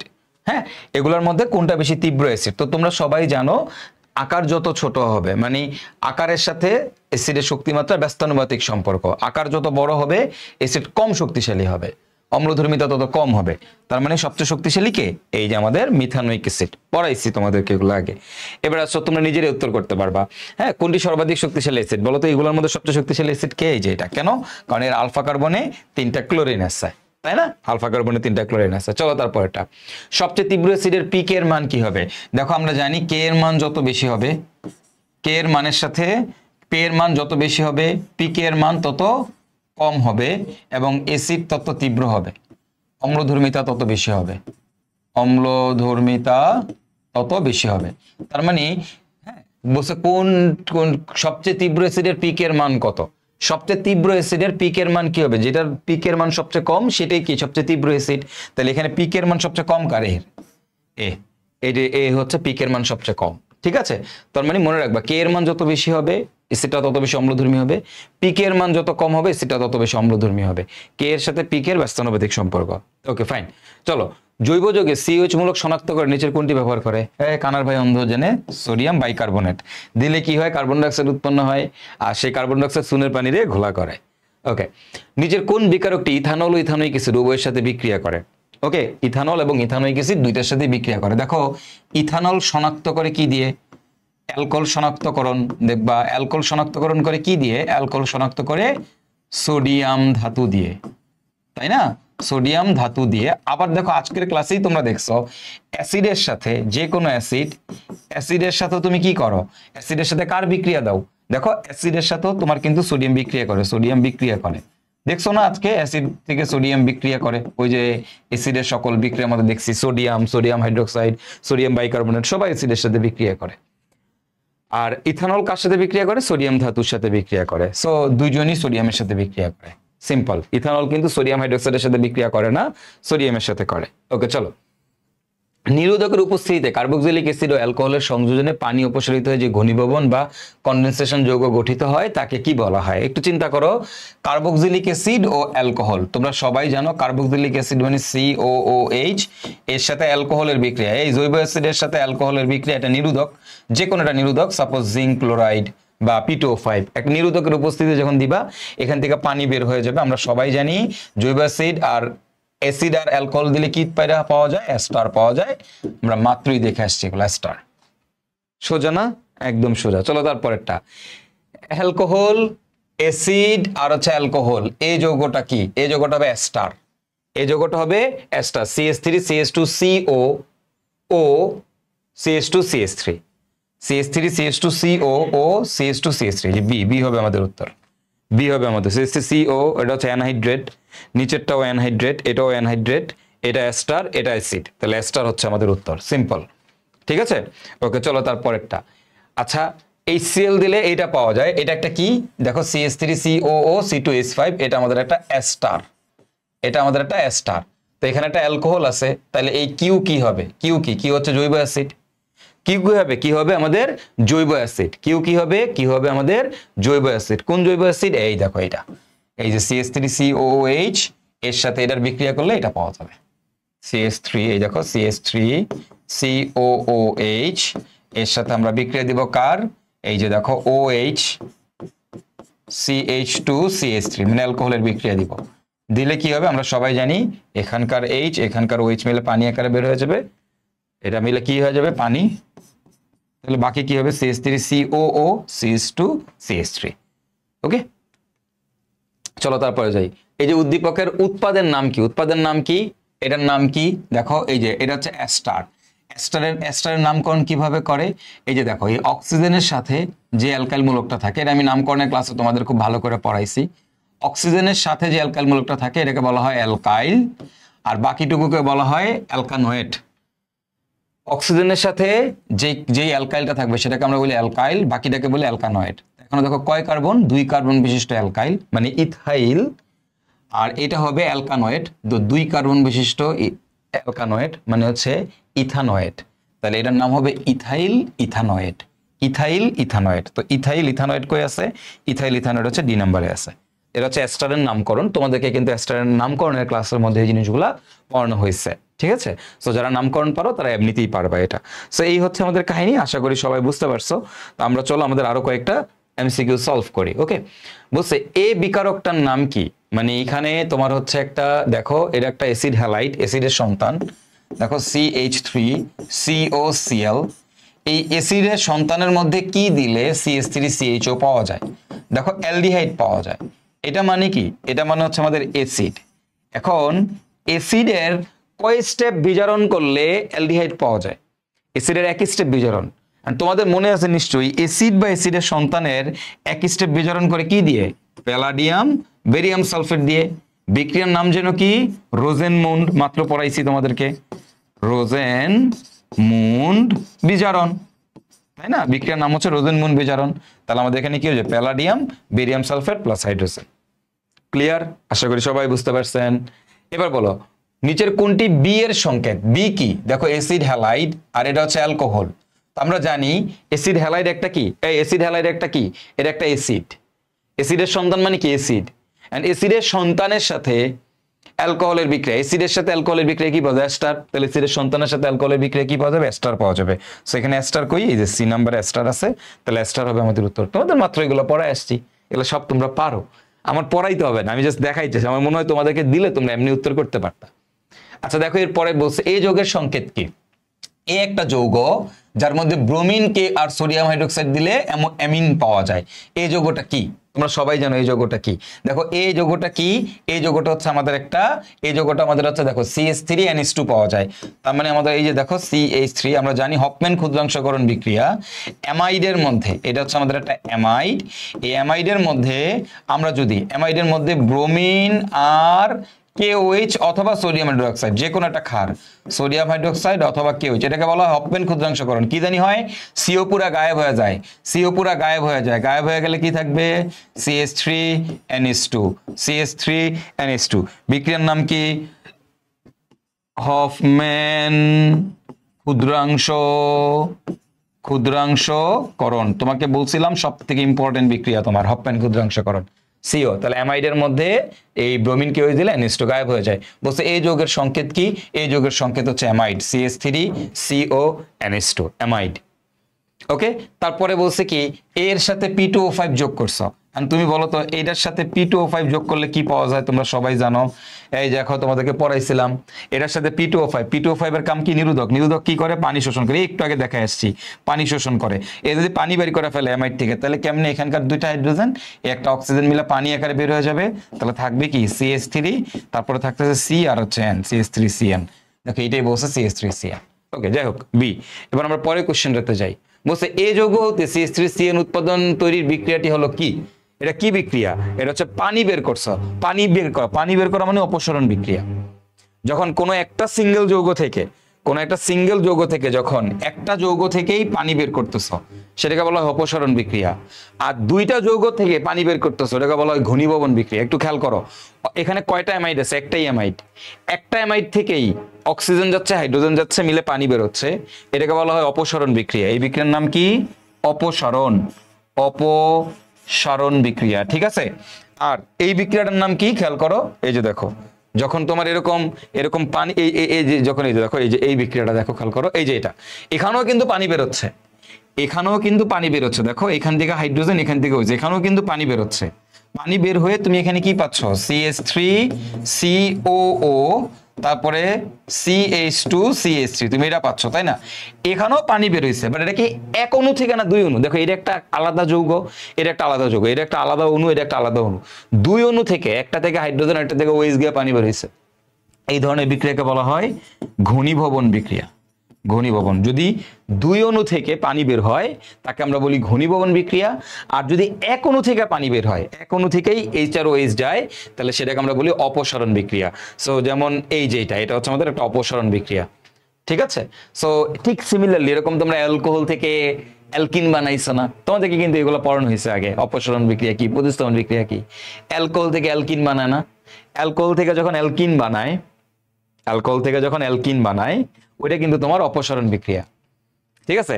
আবার এই অ্যালকোহল থেকে কিন্তু এই যে একটু খেয়াল করে, আমি তোমার দেখাই দিই, অ্যালকোহল থেকে কিন্তু আবার তুমি ইয়াও বানাইতে পারো, এটার নাম যেন কি বলে, অ্যালকোহল থেকে তুমি কিন্তু আবার ইথারও বানাইতে পারো এই সালফিউরিক অ্যাসিডের উপস্থিতিতে, তখন সেটাকে বলা হয় ঘনীভবন বিক্রিয়া। চলো একটু দেখাই দিই। ধরো তোমার কাছে আছে এরকম ROH অ্যালকোহল, এই অ্যালকোহলের সাথে আমরা যখন সালফিউরিক অ্যাসিডের বিক্রিয়া দিব H2SO4, ওকে। এখন মনে রাখবা যদি এরকম হয় অ্যাসিডটা সালফিউরিক অ্যাসিড যদি গাঢ় হয়, সালফিউরিক অ্যাসিড যদি গাঢ় হয়, গাঢ় এবং সালফিউরিক অ্যাসিডটা যদি গাঢ় হয়, অর্থাৎ অ্যাসিডের পরিমাণ যদি বেশি হয় এবং এটা যদি 170 ডিগ্রি সেলসিয়াস তাপমাত্রায় তুমি বিক্রিয়াটা করাও, তখন এখান থেকে অ্যালকিন পাওয়া যায়। কি পাওয়া যায়? অ্যালকিন পাওয়া যায়। এই বিক্রিয়া তোমাদের আগে পড়াইছি, এবং এইটা হচ্ছে তোমার অপসরণ বিক্রিয়া, এটা হচ্ছে অপসরণ বিক্রিয়া, ঠিক আছে।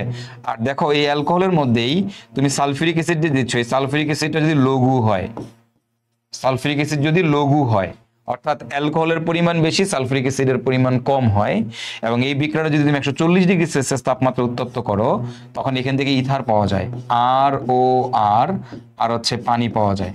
ওকে, এখানেও অ্যালকিনের সাথে পানি পাওয়া যায়, এখানেও ROR পানি পাওয়া যায়। এইটা হচ্ছে ঘনীভবন বিক্রিয়া। এগুলো অ্যালকোহলের ক্লাসে তোমাদের পড়ানো হয়েছে এবং আগেও তোমাদের দেখানো হয়েছে। ওকে, এটা হচ্ছে ঘনীভবন। এখন কেন ঘনীভবন আর কেন কোনটা ঘনীভবন কোনটা অপসারণ? যদি এক অণু থেকেই পানি বের হয়ে যায় তখন সেটাকে বলা হয় অপসারণ, আর দুই অণু মিলে যদি একটা পানি বের করে যুক্ত হয়ে যায় সেটাকে বলা হয় ঘনীভবন। ওকে, তাহলে অ্যালকোহল থেকে ইথার তৈরি ঘনীভবন, অ্যালকোহল থেকে অ্যালকিন তৈরি অপসারণ। চলো দুটো এক্সাম্পল দিই, একটু মনে করাই দিই তোমাদের। ধরো তোমাকে দিলাম CH3 CH2 আর এখানে দিলাম OH, বুঝলা? এবার এটার মধ্যে দিলাম হচ্ছে সালফিউরিক অ্যাসিড H2SO4, গাঢ় সালফিউরিক অ্যাসিড, এবং তোমার এখানে কি করলাম 170 ডিগ্রি সেলসিয়াস তাপমাত্রায় বিক্রিয়াটা করাইলাম। তো যদি আমি 170 ডিগ্রি সেলসিয়াস তাপমাত্রায় বিক্রিয়াটা করাই তাহলে কি হবে দেখো, এখন কি হবে, এখান থেকে পানি বের হবে, এখান থেকে কি হবে, পানি বের হয়ে অ্যালকিন বানাবে। আর পানি যে বের হবে, পানি কেমনে বের হবে, দেখো যেই কার্বন থেকে OH যাবে তার পাশের কার্বন থেকে হাইড্রোজেন যাবে, মনে পড়ে কিনা, পড়াইছি কিনা অ্যালকিনের ক্লাসে? যেই কার্বন থেকে OH যাবে তার পাশের কার্বন থেকে হাইড্রোজেন যাবে, তাহলে এখান থেকে OH তার পাশেরটা থেকে হাইড্রোজেন, তাহলে এখান থেকে হাইড্রোজেন চলে যায়, এখানে থাকবে CH2, তারপরে সিঙ্গেল বন্ড, এখান থেকে OH গেছে তাহলে এখানেও থাকবে CH2। ওকে, এই যাদের কাছ থেকে একটা থেকে OH H আর একটা থেকে OH গেছে না, এদের মাঝখানে কি বন্ধন তৈরি হয়, পাই বন্ধন তৈরি হয়। এই যে বিক্রিয়াটা, এটা হচ্ছে তোমার একটা অপসারণ বিক্রিয়া, অপসারণ বিক্রিয়া, ঠিক আছে। এবার তুমি খেয়াল করো, আসো, এখন যদি এরকম হয়, দেখো আমার কাছে দুই অণু অ্যালকোহল আছে CH3 CH2OH, খেয়াল করে দেখো, হ্যাঁ।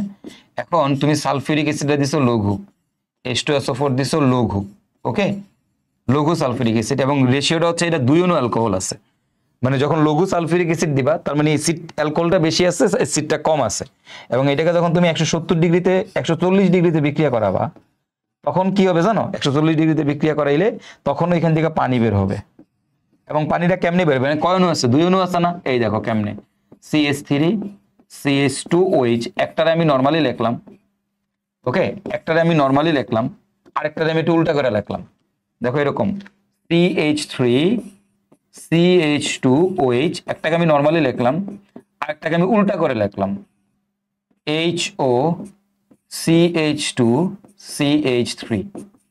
এবার কি হয় দেখো, ঘটনাটা কি ঘটতেছে এখন খেয়াল করো, এই দেখো একটার থেকে OH যাবে আর একটা থেকে H যাবে, মিলে কি বানাবে, কি বানাবে, পানি, পানি বানায়। এবার দেখো তো কি হলে যুক্ত হয়ে যাবে, তাহলে লেখো CH3 CH2, এই দেখো এখানে CH3 CH2, এখানে আছে O, এরপর আছে CH2 CH3,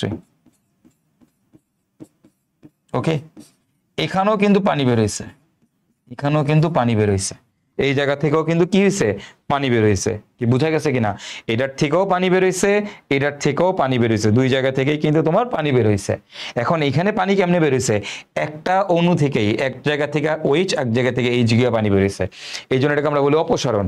আর এখানেও পানি বের হয়েছে বাট দুই অণু থেকে বের হয়েছে, দ্যাটস এটাকে আমরা কি বলি, ঘনীভবন। মনে পড়ছে, এগুলা কিন্তু আগে তোমাদের পড়ানো হয়েছে। তো ঘনীভবন বিক্রিয়া কোনটা, অপসারণ বিক্রিয়া কোনটা, আশা করি পার্থক্য বুঝতে পারছো। দুই জায়গাতেই পানি বের হয়, দুই জায়গাতেই পানি বের হয়, ঠিক আছে, আশা করি সবাই বুঝতে পারছো। চলো তারপরে কোশ্চেনটা দেখি। অ্যালকানামাইড ব্রোমিন তীব্র ক্ষার এ পাওয়া যায়, ওকে, বিআর, ওকে ফাইন, সবই ঠিক আছে। এই যৌগটা কি, এই যৌগটা কি, এই যৌগটা হচ্ছে আমাদের একটা 1 ডিগ্রি অ্যামিন, এটা হচ্ছে আমাদের একটা প্রাইমারি অ্যামিন। তোমরা সবাই জানো অ্যালকানামাইড, এটা মানে হচ্ছে আমাদের একটা অ্যামাইড। অ্যামাইডের মধ্যে ব্রোমিন আর কেওএইচ দিছ, আমরা কি পাবো? আমরা 1 ডিগ্রি অ্যামিন পাবো, 1 ডিগ্রি অ্যামিন পাবো। তারপরে কোশ্চেনটা বলছে বি যৌগটা কি হবে? বি যৌগটা কি হবে বলো? অ্যামিনের সাথে আর সিওসিএল এর বিক্রিয়া। দেখো অ্যামিনের সাথে আর সিওসিএল এর বিক্রিয়া, অ্যামিন মানে কি? অ্যামিন মানে কি দেখো তো, এই যে এটা, এখানে আমরা পাবো RnH2, 1 ডিগ্রি অ্যামিন RnH2, ওকে। এর সাথে কার বিক্রিয়া? আর সিওসিএল এর বিক্রিয়া। তো তোমরা জানো, দেখো কি হবে, কি হবে ভাইয়া? দেখো এখানকার সিএল এখানকার হাইড্রোজেন মিলে বের হয়ে যাবে, তাহলে পাবো RCONH, ওকে। RCONHR,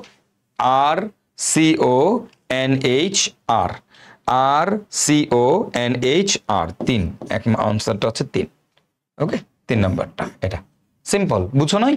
অ্যাসিড রে কেমনে ভাঙে?